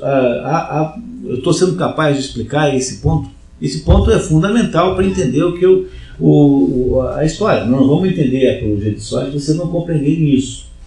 Todos entendem que há uma duplicidade na existência humana que é insolúvel, é irreconciliável. Eu não consigo resolver esse problema. Então eu tenho que viver dentro dessa situação de duplicidade, de ambivalência. Não há outro modo. O que é que Sócrates faz quando Sócrates entra em conflito com o júri, com a corte, que quer julgá-lo por não estar... Porque as acusações que são feitas contra ele são acusações de estar de aderir a deuses diferentes da cidade e ensinar isso aos jovens. Ou seja, as acusações que são feitas a Sócrates são todas baseadas na ideia de que ele, de alguma maneira, está subordinando a cidade aos seus interesses individuais e humanitários, como sendo um indivíduo. Porque se ele acredita em deuses diferentes daqueles da cidade, é porque ele está achando-se diferente da cidade, está rompendo com uma simbiose que deveria existir entre o indivíduo e a cidade e ser tudo a mesma coisa. Pois Sócrates faz exatamente isso. Ele declara que a consciência individual é tão importante quanto a consciência social, e que ele não acha que tenha nenhuma vontade de abdicar da consciência individual. Pois este ato de Sócrates é o ato fundador da filosofia. Porque é só pela declaração de que a consciência individual tem uma autonomia frente à consciência coletiva, que é a consciência da cidade, que é possível haver filosofia, porque caso contrário não haverá filosofia nenhuma, há apenas um conjunto de valores compartilhados que se faz de modo passivo. Ora, o que é a filosofia? É alguma coisa que só existe no nível da consciência individual. Ou seja, é alguma coisa que só existe num determinado âmbito, que é dentro do indivíduo. Se Sócrates tivesse cedido a chantagem de Júlio, tivesse dito assim, muito bem, então eu realmente fui contra a sociedade, então eu aqui estou me candidatando a nunca mais dizer nada, não ensinar nada que a cidade não ache certo. Ele teria destruído a possibilidade da consciência individual. Mas ele não faz isso. Mas ele sabe, no entanto, que ao criar a ideia da consciência, quer dizer, ao criar a ideia da consciência individual como sendo prevalecente, ele, ao mesmo tempo, tem que pagar um preço para isso. E o preço que Sócrates paga é o preço da própria morte. Se Sócrates não tivesse morrido, nada disso teria tido importância. Mas foi porque Sócrates morreu por essa ideia que foi possível existir filosofia depois dele. O que é, na prática, uma confirmação da tese do René Girard. O René Girard que é um escritor francês extraordinário, diz assim, olha, a história da humanidade é fundada sobre atos de violência, porque é mais ou menos assim. Você pega a Bíblia, então a Bíblia tem a descrição da criação do mundo, depois tem a queda, e depois da queda, o que tem na Bíblia? Depois da queda você tem o episódio de Caim e Abel. Então, o que é o episódio de Caim e Abel? É o Abel que oferece a Deus o sacrifício da sua primogênita ovelha, e Caim oferece a Deus o sacrifício de coisas da terra, porque Abel era pastor e Caim era agricultor. Então, a Caim vai lá, oferece lá verdura, sei lá o que ele tinha plantado, e Caim oferece uma das suas ovelhas, e Deus prefere o sacrifício de Abel. O Caim fica enciumado, fica com inveja de Abel e o mata. Quando Caim mata Abel, Deus chama Caim e pergunta assim, o Caim, onde é que está o seu irmão? Aí ele diz, eu por acaso sou chefe do meu irmão, eu por acaso tenho que saber onde é que meu irmão anda. Respondeu assim malcriadamente para Deus, veja que coisa. Aí Deus fala assim, bom, o seu irmão clama do fundo da terra, eu sei que o seu irmão morreu. E aí então Caim é de certo modo perdoado por Deus, que lhe põe uma marca para que ele, ao ser reconhecido como Caim, nunca fosse agredido por ninguém. E Caim sai e funda a primeira cidade, que é Enoque. Ou seja, a civilização humana é construída a partir do ato de violência em que é morto Abel. Deus permite que isso aconteça, mas Deus não esquece Abel, porque Deus pergunta, onde está seu irmão Abel? Abel não é esquecido por Deus, no entanto, permite que Caim construa a sociedade humana a partir disso. E a partir desta ideia, o René Girard cria a seguinte explicação para a sociedade humana. Assim, que a sociedade humana ela é inventada por um processo que é chamado de inveja mimética. Os desejos humanos são todos eles miméticos. O ser humano quer alguma coisa, não porque aquela coisa seja de fato uma coisa boa, mas porque o outro tem.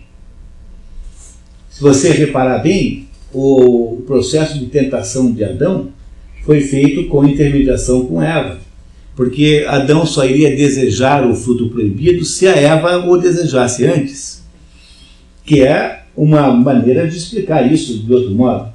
Então o desejo humano é mimético. As pessoas querem coisas que os outros têm porque os outros têm. Isso não é só humano. Se você quiser que um cachorro coma uma comida que ele não quer comer, faça assim, comece a comer você, que ele automaticamente vai querer também. Ou pelo menos finja, né? Que você está comendo aquele bonzo, tal, essas coisas. Né? Tá? Então há uma espécie de desejo mimético que preside tudo. Quando os desejos miméticos não podem ser resolvidos, ele está falando é o René Girard, quando os desejos miméticos não podem ser resolvidos, então eles criam uma tensão na sociedade que vai gerar uma espécie de violência em seguida, vai virar uma luta física para que os invejosos e que estão desejosos daquilo tomem posse daquilo. Como aquilo seguramente não tem para todo mundo, vai haver uma violência para a disputa daquele desejo. Ora, diz o René Girard que o modo como a humanidade resolve isso é criando o conceito do bode expiatório. Você escolhe uma criatura inocente necessariamente para sacrificar por um ato de violência isolado, violência essa que, ao ser realizada, permite que se recupere a unidade perdida da sociedade, a unidade que foi fendida pelo desejo mimético não realizado. E é por isso que se fazem sacrifícios no mundo antigo. O que você escolhe? Você escolhe sempre a vítima mais fraca. Sempre o animal mais fraco, mais manso, mais pacífico, e se há muitos para escolher, entre eles você escolhe aquele que tiver a maior mansitude. Por quê? Porque o animal que você tem que sacrificar não pode ter capacidade de retaliação. Porque se ele tiver um poder de retaliação, se ele for de uma família importante, aquele ato de violência será retalhado e criando um ciclo de violência sem fim. Então a ideia do sacrifício é que você escolhe sempre o ser mais inocente, mais passivo, menos capaz de defesa. Então como é que os judeus faziam? Os judeus inventaram o conceito de bode expiatório, que é a mesma coisa. O bode expiatório é um bode, você escolhe um bode lá e diz assim, esse bode aqui, o sacerdote diz assim, é ele que é mentiroso, é ele que saiu com a mulher do vizinho, é ele que não sei o quê. E todos os males da sociedade são atribuídos ao bode. Depois que todos estão convictos que o bode de fato é quem fez todas as coisas más, você dá um pontapé no bode, barranco abaixo, precipício abaixo e mata o bode. Essa é a ideia do bode expiatório. Em inglês, em francês, o bode expiatório é chamado de bouc émissaire. Emissário porque você o envia, emissário, né? Emissário, você envia embora. Então, o modo como a sociedade resolve as tensões que podem gerar violência passa sempre pela criação de uma vítima inocente, pelo sacrifício de uma vítima inocente, que ao morrer em nome da culpa que não tem, porque tem que ser inocente a vítima, senão não funciona. E por não ter poder de retaliação, porque é sempre alguém muito fraco, esse indivíduo que é inocente, então, permite que a sociedade recupere a unidade perdida. E as vítimas inocentes são os cordeiros, são os animaizinhos, as virgens, as crianças, e deve ter havido no mundo milhares de assassinatos de crianças em ritos sacrificiais, e é o Sócrates, e é Jesus Cristo. Vocês compreendem? É por isso que você chama Jesus Cristo de Cordeiro de Deus? Porque Jesus Cristo é o mais inocente de todos. Mas Jesus Cristo pode ser morto porque ele é filho de um carpinteiro, porque os judeus estão contra ele, porque os romanos não ligam, está todo mundo... Tem só 12 sujeitos que são a favor, mas esses 12 também não contam muito, porque afinal de contas são 12 fulanos que não têm muito poder, são 12 pescadores, enfim. O sacrifício de Jesus Cristo é que torna possível a existência humana continuar. E o sacrifício de Sócrates é que torna possível a filosofia continuar. Vocês estão entendendo a dimensão que isso tem? É dizer, a filosofia é inconciliável, em última análise, com a opinião generalizada de todo mundo. Você não consegue ter uma sintonia perfeita entre essas duas coisas. O que o indivíduo pensa potencialmente será sempre, ou muitas vezes, ou terá sempre a potência de estar em contradição com o que a sociedade pensa. Só que você não consegue resolver o problema, porque você não pode morar você não vai morar não sei aonde, mesmo que você fosse morar num lugar qualquer acima de uma árvore, mesmo assim você teria um passivo frente à sociedade na qual você existe, que te ensinou a falar, que te sustentou até agora, que viabilizou a sua existência. E ao mesmo tempo que você pode não estar interessado em entregar a sua consciência própria nessa bandeja de sacrifício à sociedade. Às vezes só se consegue produzir alguma solução para esse impasse pelo sacrifício, o autossacrifício do indivíduo. Pois esse autossacrifício socrático de entregar-se como cordeiro, Sócrates entrega-se como um cordeiro ao sacrifício daquele tribunal. É o ato que permite continuar existindo a possibilidade de autoconsciência frente à opinião da maioria.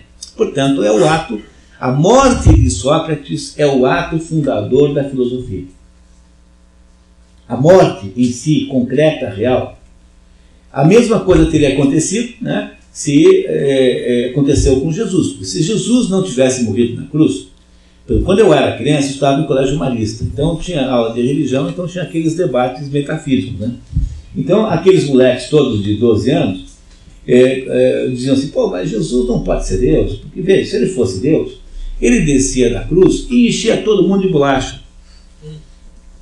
Não é isso? Não é um bom argumento? Se Jesus não tivesse sido uma vítima sacrificial inocente, não haveria nenhum sentido no cristianismo. Porque é preciso que o bode expiatório pague o pecado dos outros para os outros poderem continuar vivendo. E esse é o conceito do bode expiatório, que é o conceito do sacrifício, do bode sacrificial. O ato de Sócrates é o ato fundador da filosofia e é o sacrifício que permite que nós possamos continuar a pensar como nós pensamos, independentemente do que pensem os outros. Até o advento de Sócrates não havia essa possibilidade. A sociedade grega era uma sociedade em que todos compartilhavam um conjunto de valores, portanto, os mesmos deuses.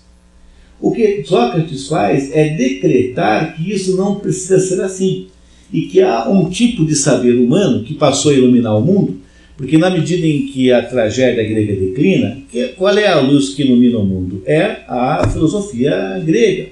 E a filosofia grega ilumina o mundo durante 600 anos, mais ou menos, até que, com o declinar da filosofia grega, causado pela destruição da Grécia como entidade política, da independência ateniense, aí você tem que botar uma outra luz no lugar. Qual é a luz que substitui a luz declinante da filosofia? É a luz do cristianismo, que acontece 400 anos depois, e acontece também pelo mesmo processo sacrificial, que é o processo sacrificial de Sócrates. Compreenderam o significado disso? É dizer, há uma possibilidade de ser assim o modo como a humanidade funciona. Essa é a tese do René Girard, que tem livros que vocês podem ler. Mas, ao mesmo tempo, o ato, se isso é assim, o ato de Sócrates é o ato que produz a possibilidade da independência, da consciência independente na vida. Se algum de vocês tem capacidade de pensar diferentemente do que pensa o Estado, ou do que pensa a sociedade em volta, só é possível isso porque Sócrates foi sacrificado por isso. Vocês devem isso a essa personagem histórica. E isso de fato existiu e isso é assim que foi mesmo. Quer dizer, temos aí a descrição do seu julgamento. Agora, se vocês entenderam até aqui, podemos dar um passo enorme à frente agora. Tá? Vamos pular no abismo juntos agora. Tá? Vamos pular no abismo? Então vamos. Então, se vocês entenderam isso até aqui, vocês compreenderão que se alguma coisa está clara na existência de Sócrates, é que ele é a prova absolutamente incontestável de que a metodologia do rei filósofo de Platão não é possível existir. Porque ele é o exemplo oposto da metodologia do rei filósofo. O que é o rei filósofo? É quando você agrega na mesma pessoa, né, no poder temporal, e na mesma pessoa o poder temporal e o poder espiritual. O que Platão queria? Queria que o rei fosse filósofo, para que o poder político fosse inteligente. O que é que a morte de Sócrates implica em dizer? A morte de Sócrates significa que isso não é possível. Não é possível porque o poder espiritual pode estar em contradição com o poder temporal e eles serem reconciliáveis, como é o caso de Sócrates contra a cidade, Sócrates contra Atenas. Então, a morte de Sócrates é a prova cabal de que não é possível haver um rei filósofo. Mas o que é incrível nessa história toda e que é intrigante é que a sequência de teorias devia ter sido contrária. É assim, devia ter aparecido Platão antes dizendo assim: eu proponho o rei filósofo, tese. Aí o Sócrates aparecia e diz assim: não senhor, o rei filósofo não é possível, antítese. Tá? E aí estamos nós aqui, 2.300 anos depois, fazendo a síntese.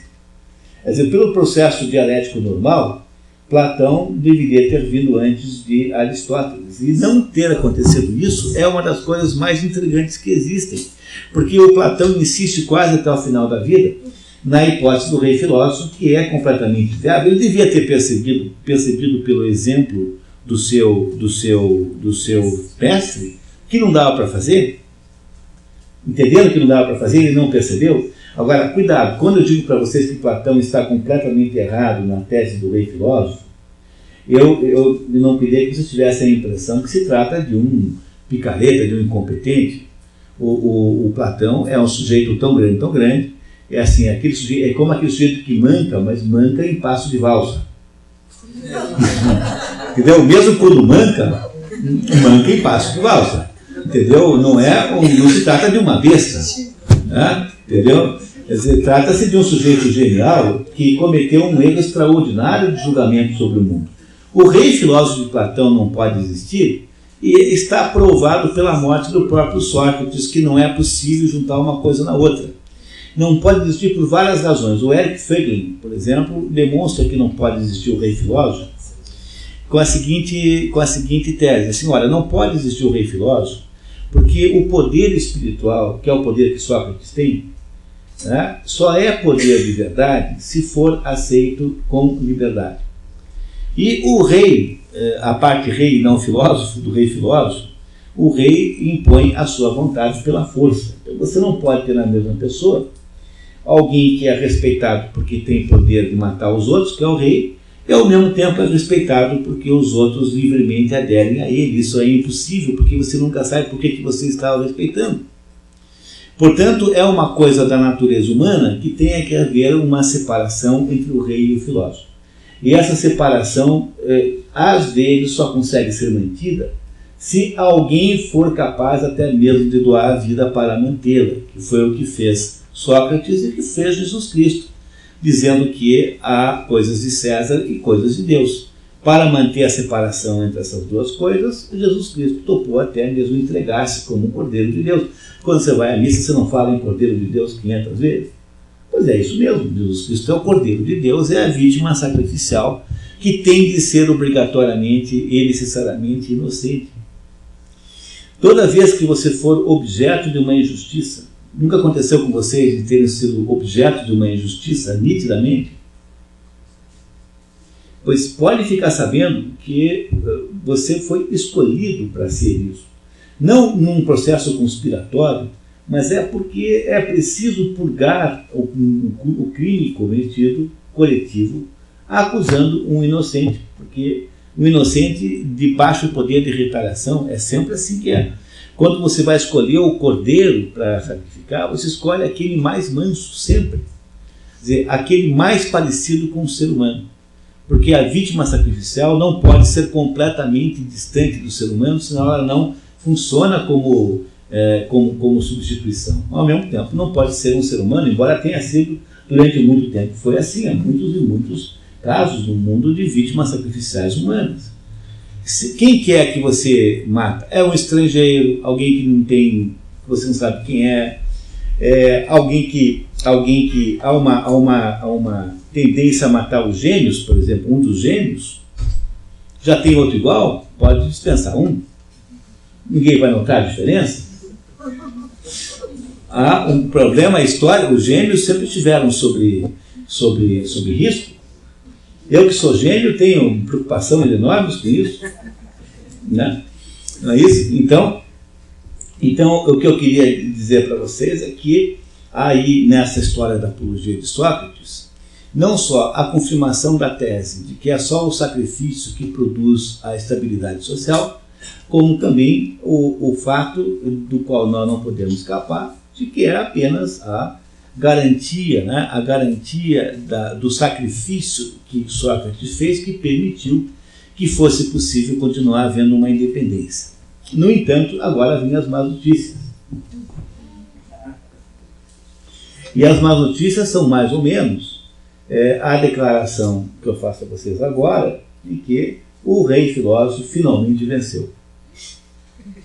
Não adiantou nada. O sacrifício de Sócrates, de alguma maneira, diluiu-se ao longo da história, ao ponto de que nós estamos agora em pleno curso na revitalização do conceito platônico do rei filósofo. Só que essa revitalização chama-se, hoje, com outro nome, não é mais rei filósofo, chama-se Nova Ordem Mundial. Nova Ordem Mundial é esse movimento cultural, né, político, econômico que acontece no mundo hoje, que consiste em concentrar no aparelho de Estado as funções de natureza espirituais, pessoais, sentimentais, junto com as funções de natureza militar, que sempre foi a função do aparelho do Estado. Esse processo é a tentativa de recuperar o rei filósofo platônico, que nós achávamos que, talvez pelo fato de não ter tido acontecido na sequência certa, né, talvez pelo fato da inversão da sequência, ficou invisível o quanto o sacrifício socrático representa a inviabilidade do rei filósofo, da tentativa de ter a mesma coisa, desta concentração, desta falta de diferença entre essas duas coisas. O que é a Nova Ordem Mundial? É esse movimento baseado nessas organizações internacionais que acham que o Estado pode investigar a sua vida, que o Estado pode estabelecer o que você come, que o Estado pode criar critérios para saber o que você acha que você pode fumar ou não, que o Estado pode ficar o tempo todo te dando puxões de orelha sobre se você fuma isso, aquilo outro, que o Estado estabelece o modo como as pessoas falam umas das outras, a linguagem que você usa. O que é isso, a não ser o ato de dar para o Estado a normatização moral da sociedade que competia antes às religiões? A quem você pedia conselho moral antes? Aos mais velhos, aos santos, aos beatos, àquele padre que você confia, não é isso? Você pedia às pessoas que tinham não tinham autoridade nenhuma e viviam exclusivamente da liberdade com que vocês procuravam. Durante todo o tempo do mundo foi assim. No entanto, agora quem estabelece os critérios sobre o que é certo e o que é errado no tratamento das outras pessoas é o Ministério, não sei o que, Secretaria dos Direitos de não sei das quantas. Vocês percebem que a tirania medonha que se está estabelecendo no mundo é uma recuperação do conceito do rei filósofo, justamente o ato, né? Justamente a situação ao que Sócrates dá vida para impedir, que é a transformação, a criação de uma potência única. A Organização Mundial da Saúde é que manda no teu cardápio. Então, não pode tal coisa. É a organização chamada Unesco que manda no perfil da escola que se pratica em Paranavaí. O que as crianças em Paranavaí aprendem foi desenhado pelo seu Robert Miller ou pelo seu Edgar Morin, que estão lá, um nos Estados Unidos e o outro na França, e que acham que é esse o jeito como se constrói a educação de crianças em Paranavaí. Isso acontece nesse minuto, não é alguma coisa que vai acontecer. Como é que você produz um governo que passa a ter direitos de estabelecer os padrões morais? quando o governo convenceu todo mundo de que todas as pessoas são inimigas de todas as pessoas. Como é que ele faz isso? Ele abre um guichê chamado reclamações. E toda vez que alguma minoria exaltada, histérica, está infeliz, vai lá bater. E aí quando alguém bate, diz assim, não, de fato, apareceu hoje aqui um anão dizendo que foi chamado de pintor de rodapé. Mas isso é uma barbaridade, nós precisamos do Estatuto dos Anões. E vamos também pensar em algum sistema de cotas. Quer dizer, todos os sujeitos que no aeroporto tiram, conferem lá aquele negócio da mala, têm de ser anões. Porque é uma cota para a categoria, que já tem, única profissão que eles têm garantida é de ser personagem de teatro infantil da Branca de Neve, dos 7 anões. Agora, não tendo só esse, e aí então vão alguém criar nesta lei, nesse estatuto, um sistema que todo mundo que chamar anão de pintor de rodapé pode vir preso inafiançável, porque seguramente isso é um crime terrível. Vocês compreenderam o que está acontecendo? Então há um estatuto para cada situação humana. Há o estatuto da mulher, o estatuto do racial, o estatuto do torcedor, o estatuto de não sei o quê, do velho, do jovem. Quer dizer, há um estatuto para cada categoria social porque ao governo ficou conveniente criar um crime de que todo mundo é inimigo de todo mundo, porque não só ele cria um sistema em que todas as relações humanas passam a ser mediadas pelo Estado, como ele diz assim para nós, mas peraí pessoal, mas para fazer tudo isso, eu preciso de mais carga tributária. E essa é a razão pela qual a carga tributária não para de crescer, apesar de o governo não se meter mais em economia. Vocês entendem como é que funciona isso? Então, o que é feito na prática é um processo de incentivo à histeria de indivíduos que vão lá pedir ajuda para o governo. Por exemplo, há alguns anos o Código Civil brasileiro foi mudado para que o pátrio poder fosse retirado do pai e fosse agora compartilhado pelo pai e pela mãe. Bom, isso que parece ser uma ideia muito justa e muito bonita e muito bacana, hein? As pessoas acham que isso é uma devolução, é a correção de uma injustiça histórica. Não é nada disso, porque se você quer corrigir uma injustiça histórica, devia ter dado então o poder, o mátrio poder para as mulheres, para compensar. Mas quando você diz que os dois mandam a mesma coisa, o que você fez simplesmente foi só estatizar o pátrio poder. Porque agora, quando houver alguma divergência, quem vai resolver isso é um juiz. Estatizaram o pátrio poder e nós não estamos sabendo. O nome disso é Nova Ordem Mundial, que é um processo de transferência do poder dos indivíduos para o Estado. O próximo passo disso é a tal da conversa aí sobre assédio moral. O que é o assédio moral? É um tipo de acusação que se faz que motivará uma determinada lei, que lei esta que impedirá a autoridade particular. Você não pode mais mandar nos seus filhos. Toda única autoridade legítima é a autoridade do Estado.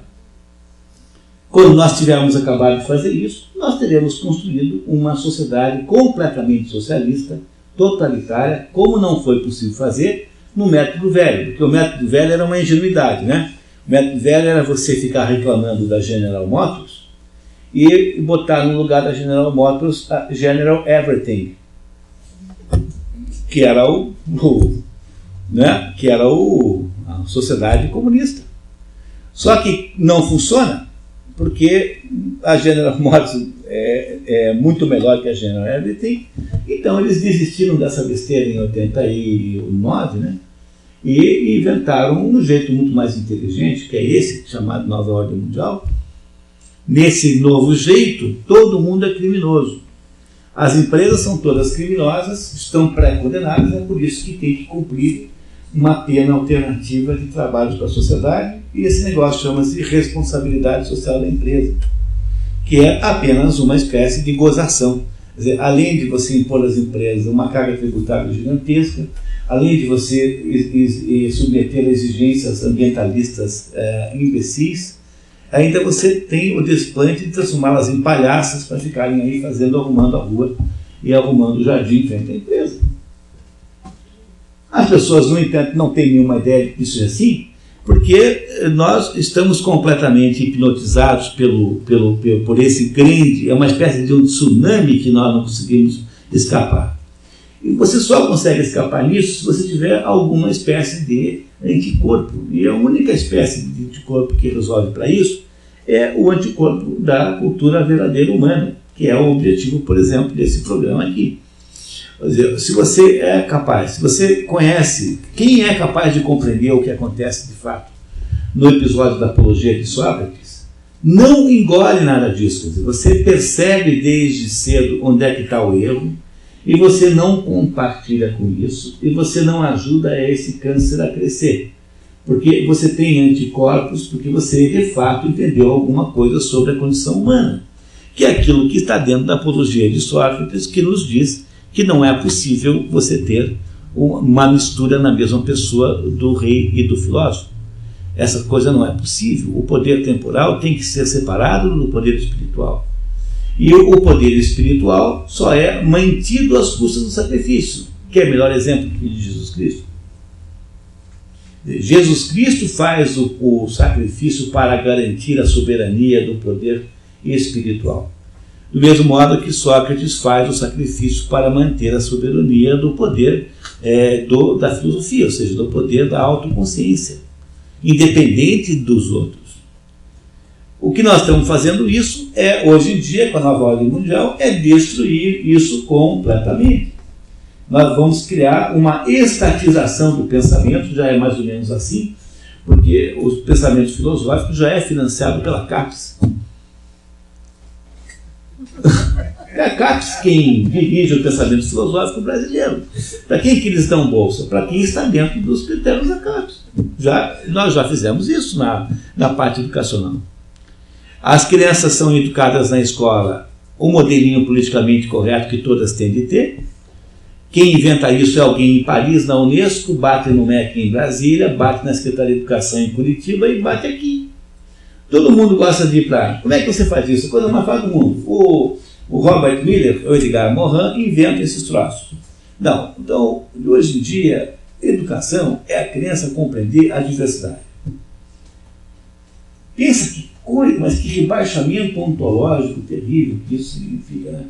Compreender a diversidade. Então, como é que você faz isso? Aí a Unesco lança um plano de educação para a diversidade. O ministro da Educação acha isso uma beleza, porque ele vai de primeira classe para Paris, com uma super diária, vai ser tratado, vai andar de limusine, vai ser tratado, aí ele chega lá e pega um papelzinho assim, que é o plano da Unesco, com que ele concorda, porque se ele não concordasse, não seria ministro da Educação, obviamente. Então, ele volta e chama em Brasília todos os ministros, todos os secretários de Educação dos estados, que acham ótimo para Brasília.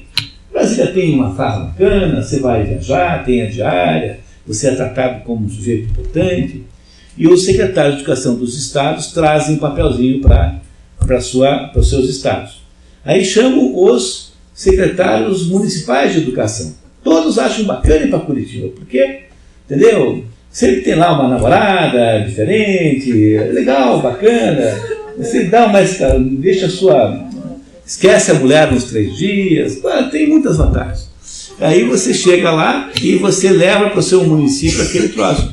Pronto, dali a 15 dias estão as crianças aprendendo na cartilha da Unesco achando que educação é elas serem capazes de perceber a diversidade.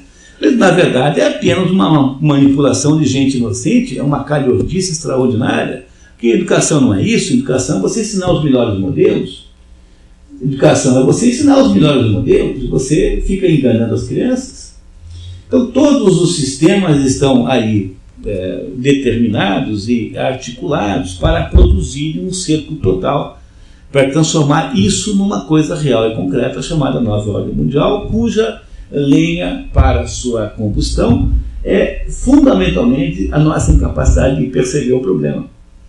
E por que nós não percebemos o problema? Porque nós não lemos a Apologia de Sócrates quando a gente devia ter lido, e nós não lemos em quantidade suficiente, e quando a gente leu também não entendeu, porque inventamos essa história de hábito de leitura, que é a maior porcaria do mundo. Você passa a vida lendo o livro errado e não entendeu nenhum. Graças a Deus é uma coisa antítese da outra, né? Quer dizer, ainda bem que não se entende nada, porque seria muito pior. Mas quando cai a Apologia de Sócrates na sua mão, você também não entende nada. E aí, então, como a gente não entende de fato o que está ali dentro, nós crescemos sem cultura nenhuma. Isso não estou falando de vocês, não, pelo amor de Deus, tá? Estou falando do brasileiro, de todo mundo. Quer dizer, nós somos uma sociedade de crianças que não tem a menor ideia do que está fazendo e que, portanto, é massa de manobra fácil para tudo quanto é coisa. Nós estamos implantando o conceito de rei filósofo, estamos transformando as atividades de natureza de eleição moral em atividades do Estado. O governo já acha que pode mandar nos nossos hábitos alimentares, se nós fumamos ou não fumamos. O governo daqui a pouquinho começa a dizer, começa a estabelecer aí algum critério aí que você tem que fazer isso, aquilo. É como na Suécia, que você não pode nem ser um bêbado feliz, que se você for pego bêbado na rua, tem que fazer lá um negócio de desintoxicação. Bom, mas é o fim do mundo. Na hora em que os bêbados estão proibidos de serem bêbados, acabou o mundo. Não há mais esperança nenhuma. Acabou, não há mais esperança nenhuma. A última liberdade humana, acho que é essa. Né? Pois não. O senhor propõe uma sociedade... O senhor é bastante cético assim, com o ser humano. E a questão do homem poder... O Estado não se preocupa... O senhor acha correto que o Estado não se preocupe com o homem? O senhor acha correto que o Estado não se preocupe, por exemplo, que o carro tenha cinto de segurança, porque protege? A questão que o senhor coloca aí da bebida, que não deveria interferir no hábito. Por que o Estado há de ter mais autoridade sobre a bebida do que o próprio bebedor? Porque algum psicólogo inventou isso? O Estado, ele, pela teoria do Estado, ele vê o bem comum. Bem, mas o bem comum não é igual ao bem individual. Quer dizer, há assuntos que são do bem comum. Mas se cada um for resolver os problemas pela ótica dele, provavelmente não vai dar certo. Não, mas é que não é para... Eu posso querer pegar o seu carro. Não, mas isso é muito diferente. Quer dizer, existem determinadas regras que permitem o convívio social. Então, a função do Estado clássica é permitir o convívio. Então, o Estado é uma entidade que tira os obstáculos da frente. Agora, quando o Estado resolve legislar sobre a minha vida pessoal e resolve criminalizar determinadas coisas que são da minha absoluta decisão, então isso é uma coisa muito maligna, isso é uma coisa chamada totalitarismo. Quer dizer, a ideia de que o Estado... Porque no fundo, deixa eu explicar, no fundo, o mais antigo problema humano é o homem escolher entre ser criatura e criador. Quer dizer, o homem escolher o que ele é na verdade. A tal da tentação da Eva e do Adão é a tentação gnóstica, que é isso. Quer dizer, o diabo diz assim, ó, se vocês comerem desse fruto, vocês vão ser tão importantes quanto Deus. Então, o ato de comer o fruto é um ato de desafio à autoridade divina. Quer dizer, é um ato, portanto, de todos os pecados é o maior, porque é o pecado da soberba, que é o maior de todos os pecados. Quando o homem faz isso, ele se acha autorizado a partir disso a determinar, a autodeterminar o mundo a partir da sua própria imagem e semelhança. Então, todo pensamento revolucionário que gera essas situações concretas é, no fundo, uma rebelião metafísica que o homem tem contra a ordem que está no mundo. Então, no fundo, é uma rebelião contra a morte. E aí, então, o Estado diz assim, não, pessoal, esse negócio de morte é um defeito no projeto de Deus. Nós podemos dar um jeito nisso, contanto que vocês me ajudem aqui. Eu preciso de mais dinheiro para conseguir combater a morte. Então, como é que você vai fazer isso? Pelo SUS. Entendeu? Coisa equivalente com isso. Quer dizer, o que acontece é que o Estado moderno, este Estado, ele vestiu uma túnica de onipotência e poderes absolutos, capazes de resolver os problemas que Deus não é capaz de resolver. Porque a condição humana tem uma tragédia e uma miserabilidade intrínseca que nós não podemos resolver, porque nós somos assim, quer dizer, é da nossa natureza sermos assim. E aí, então, não é possível, né, você produzir uma sociedade que o Estado organiza pelos seus próprios critérios, porque no fundo é mentira. No fundo eles só querem mais tributos. É só isso que eles querem. E se você os deixa legislar sobre a vida toda, o que eles farão, em última análise, é apenas construir aí uma sociedade em que nós temos que pedir licença para o Estado para qualquer coisa pessoal. Daqui a pouquinho o Estado vai interferir sobre com quem se casa, com quem não se casa. Isso é uma barbaridade. Quer dizer, isso não pode ser assim, isso é o rei filósofo. O rei filósofo é justamente um Estado com poderes de discriminação moral e de discriminação de valores, e fará isso às custas da nossa liberdade. Então, você veja, né? Quer dizer, essa maré de entidade, o Estado hoje intermedia todas, ou intermedia, como quiserem, todas as relações humanas. Então, veja, os homens e as mulheres sempre se entenderam muito bem. Não é assim? Tanto é que há 7 bilhões de seres humanos que vieram, não de 14 bilhões de pessoas, porque são muitos irmãos, né? Mas tem aí, sei lá, 7, 8 bilhões de pessoas que se entenderam ao ponto de terem tido filhos. Uma mulher consegue, com relação aos homens normais, os homens comuns, um total controle. Quer dizer, uma mulher controla a situação da relação como quer, exceto quando o sujeito é louco, mas aí já é um caso excepcional. Para que nós temos que criar um negócio qualquer em que nós transformamos as mulheres em umas idiotas, que toda vez que levam uma cantada tem que reclamar na polícia? Quer dizer, isso é um rebaixamento ontológico de um tamanho, de uma gravidade. Eu tenho uma amiga que é da delegacia da mulher. Eu falei, escute, o que acontece quando vai lá na delegacia uma mulher que apanhou da vizinha? O que você faz? Não fazemos nada. Mas como não? Não, porque a gente só atende quando o agressor é homem. Então quer dizer que a delegacia é contra o homem. É isso mesmo. A delegacia da mulher não é uma delegacia da mulher, é uma delegacia contra o homem. Porque parte do pressuposto que o homem é essencialmente um agressor, que é um sujeito mau e perigoso, e que, portanto, as mulheres têm que ser protegidas desses monstros. E é essa a ideologia que está por trás disso. Você não consegue abrir televisão sem que tenha um filme policial em que não tenha um homem agressor sexual.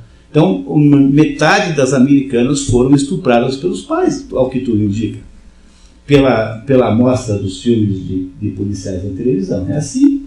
Mas isso é um mundo maluco. Eu não sei o que vocês querem fazer, mas eu não quero viver num mundo em que a cantada está criminalizada. Pois esse vai ficar um mundo muito chato. Eu não quero viver num mundo onde o governo sabe tudo sobre a minha vida. Eu não quero viver num mundo em que o empregador conhece a minha ficha médica. Eu não quero viver num mundo em que não haja lugar onde não seja filmado. Isso é uma barbaridade. Vocês acham isso uma coisa normal e natural?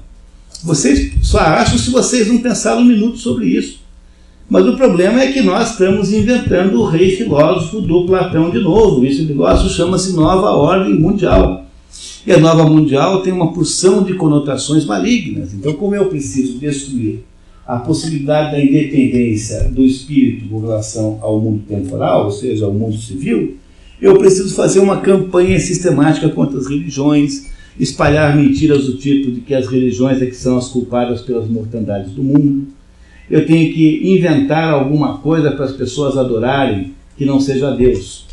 E essa coisa que as pessoas adoram hoje em dia chama-se ecologia, natureza. Eu preciso deificar a natureza para colocar alguma coisa no lugar de Deus, senão a pessoa não larga de Deus. Então o movimento ecológico nada mais é do que um ersatz, do que uma substituição da verdadeira religiosidade e espiritualidade humana.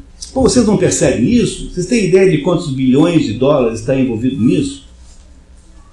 Vocês não percebem que isso virou quase a maior indústria do mundo? Os milhões, criou um tipo de ONG novo, que é a ONG Bambi, que é aquela que passa o dia reclamando, gritando, fogo na floresta, fogo na floresta, fogo na floresta. As ONGs que produzem esse terrorismo ambientalista, que vai se sucedendo conforme o desgaste do modelo velho. Começou com a tal da camada de ozônio. Quando a camada de ozônio cansou, eles mudaram a conversa para biodiversidade. Quando cansou, eles mudaram para água. E agora inventaram o aquecimento global. Isso é apenas uma indústria ligada ao poder, isso não tem absolutamente nenhuma realidade concreta. Mas como é que a gente consegue ser trouxa desse jeito? A gente consegue ser trouxa desse jeito porque a gente não tem cultura mais e não consegue, então, compreender o que, afinal de contas, é imprescindível entender para entender o mundo. Pois as coisas que estão aí para nos ensinar a entender o mundo é, entre elas, a apologia de Sócrates. A apologia de Sócrates está aí para nos ensinar que é impossível haver a fusão entre o poder espiritual e o poder temporal. O rei filósofo não pode existir. E na pior hipótese haverá um sacrifício para poder provar isso. Pois esta lição socrática não foi nem aprendida por Platão. Na verdade, temos que ser justos com ele. No final da vida ele mudou um pouco de ideia, sabe? Não permaneceu igual. Mas veja, nós estamos aí fazendo isso com a maior facilidade do mundo, completamente anestesiados, ninguém acha errado, na verdade todo mundo acha bonito, bate palma e aplaude. Não é possível uma coisa dessa, nós somos muito bobos, nos tornamos muito bobos. Eu acho que essa a única razão pela qual se pode dar o trabalho de montar um programa como esse aqui. Ou a gente recupera um pouco a cultura, ou nós vamos continuar pagando esse mico todo. Tanto é, né, professor, que no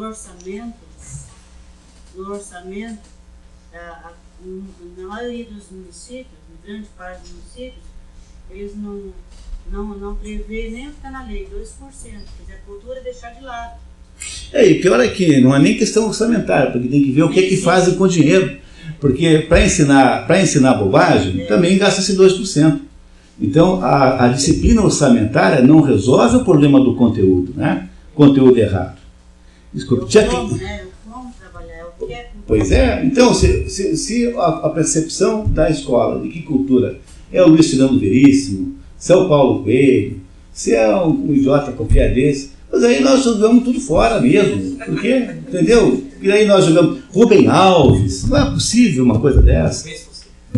Não, esse até que não tem problema, porque esse é apenas um contista, né? Um cronista. Né? Mas não é problema. Quer dizer, o problema é você achar que cultura é o proselitismo generalizado de ideias politicamente corretas, de ideias assim bacaninhas. Isso não é cultura verdadeira. Entendeu? Desculpe, a tia Cleusa estava lá com a mão levantada há horas, tá? Tia Cleusa. Eu só queria dizer que a partir de amanhã, o próximo livro, Rebelião das Massas, vou deixar o meu aqui, como eu deixei a Apologia de Sócrates, para tirar xerox. E eu vou fazer uma súplica. Leiam a Rebelião das Massas. Por quê? A última análise que o senhor fez de humanidade, de civilização humana, de cidadão, de cidadania, espírito de cidadania, valores humanos e valores dos cidadãos, abre portas e janelas para a Rebelião das Massas, que fala de povo, população e povo, massa. Tá certo? A Rebelião das Massas é um livro profético maravilhoso, escrito pelo Ortega y Gasset, nosso próximo encontro aqui, em que ele cria a ideia, muito bom senso, que todos os usuários, todos os usufruidores das delícias do mundo contemporâneo, todos os usufruidores das questões, assim, digamos, práticas do mundo, são rigorosamente incapazes, se estivessem na condição, na necessidade de produzir um mundo igual, de fazê-lo. Quer dizer, os que hoje, né, têm uma atitude enjoada, de reclamar, de achar que as coisas vão mal, essa gente toda que o Ortega y Gasset chama de senhoritos, assim, tipo assim, os fresquinhos, alguma coisa assim, essa gente toda, se tivesse que fazer a mesma coisa, é virtualmente incapaz. Porque não é capaz de fazer o sacrifício que foi exigido para que nós pudéssemos construir essa economia, não é capaz de fazer o sacrifício que o pai e a mãe fez, assim, de autocontenção, digamos, de vida mundana, para que ele pudesse ter ido para a universidade e poder ter um salário alto, e que então o que caracteriza o nosso mundo contemporâneo é um monte de gente reclamando, mas completamente incapaz de produzir o mesmo esforço e sacrifício que foi necessário para que ele tenha aquela condição que ele vive. Mas é claro que esse livro é muito maior do que isso, e vocês vão achar delicioso esse livro. Esse livro é absolutamente imprescindível. É uma super vacina contra essas coisas malucas do mundo contemporâneo. Eu sugiro que vocês não percam, tá? Não percam de modo nenhum, por nada nesse mundo, daqui a 30 dias, a Rebelião das Massas. Eu acho que eu passei um pouquinho do horário, né? Então, eu queria agradecer muito vocês e pedir... desculpe, tinha uma pergunta, colega. Muito rápido. senhor me fez lembrar em patologia, no estudo hoje, tem uma crônica de Marina Conossanto que fala que a gente tem que aprender a desacostumar. Legal.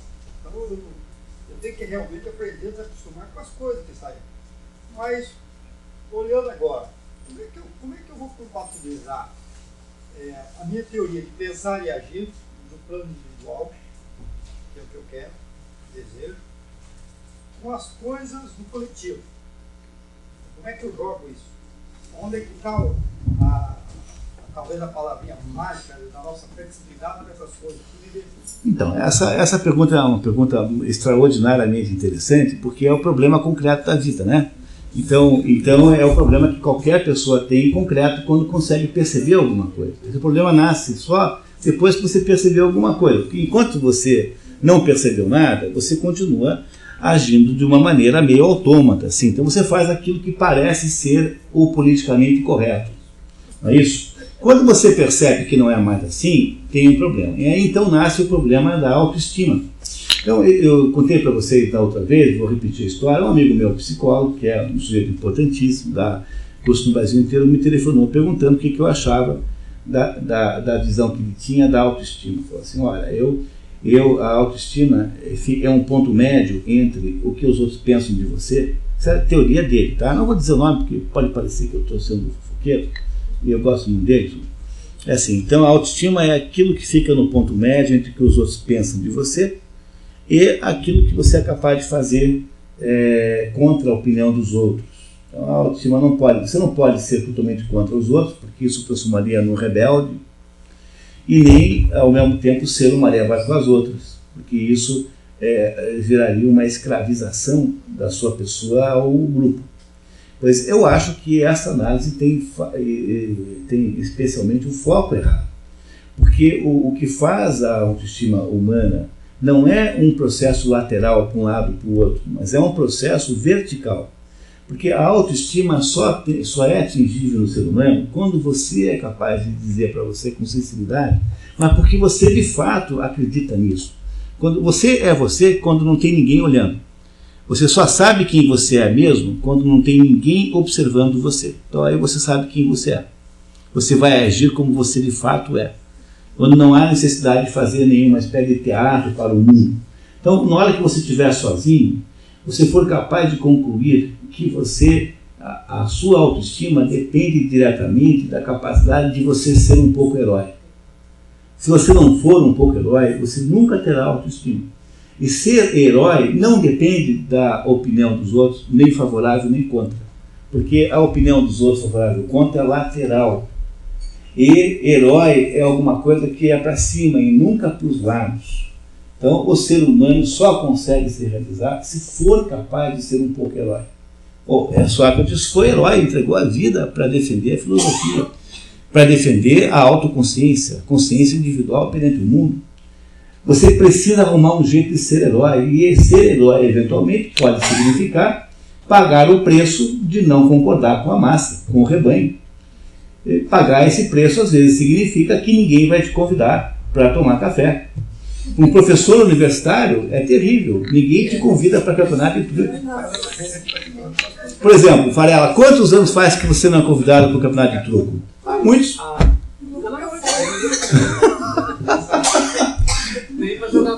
Entendeu? Quer dizer, o preço que você paga por isso, às vezes pode ser um preço alto, um preço de parecer esquisito. Mas não há outra possibilidade. A única possibilidade de autoestima humana, quer dizer, o único modo como você pode, de alguma maneira, gostar de você mesmo é se você for um pouco herói. A sua vida tem de fazer algum sentido. É o Viktor Frankl. Eu sugiro que quem não leu ainda Em Busca do Sentido, que foi o livro da vez passada, leia com urgência total e absoluta. Daqui a 30 dias, a rebelião das massas. Muito obrigado e até lá, né?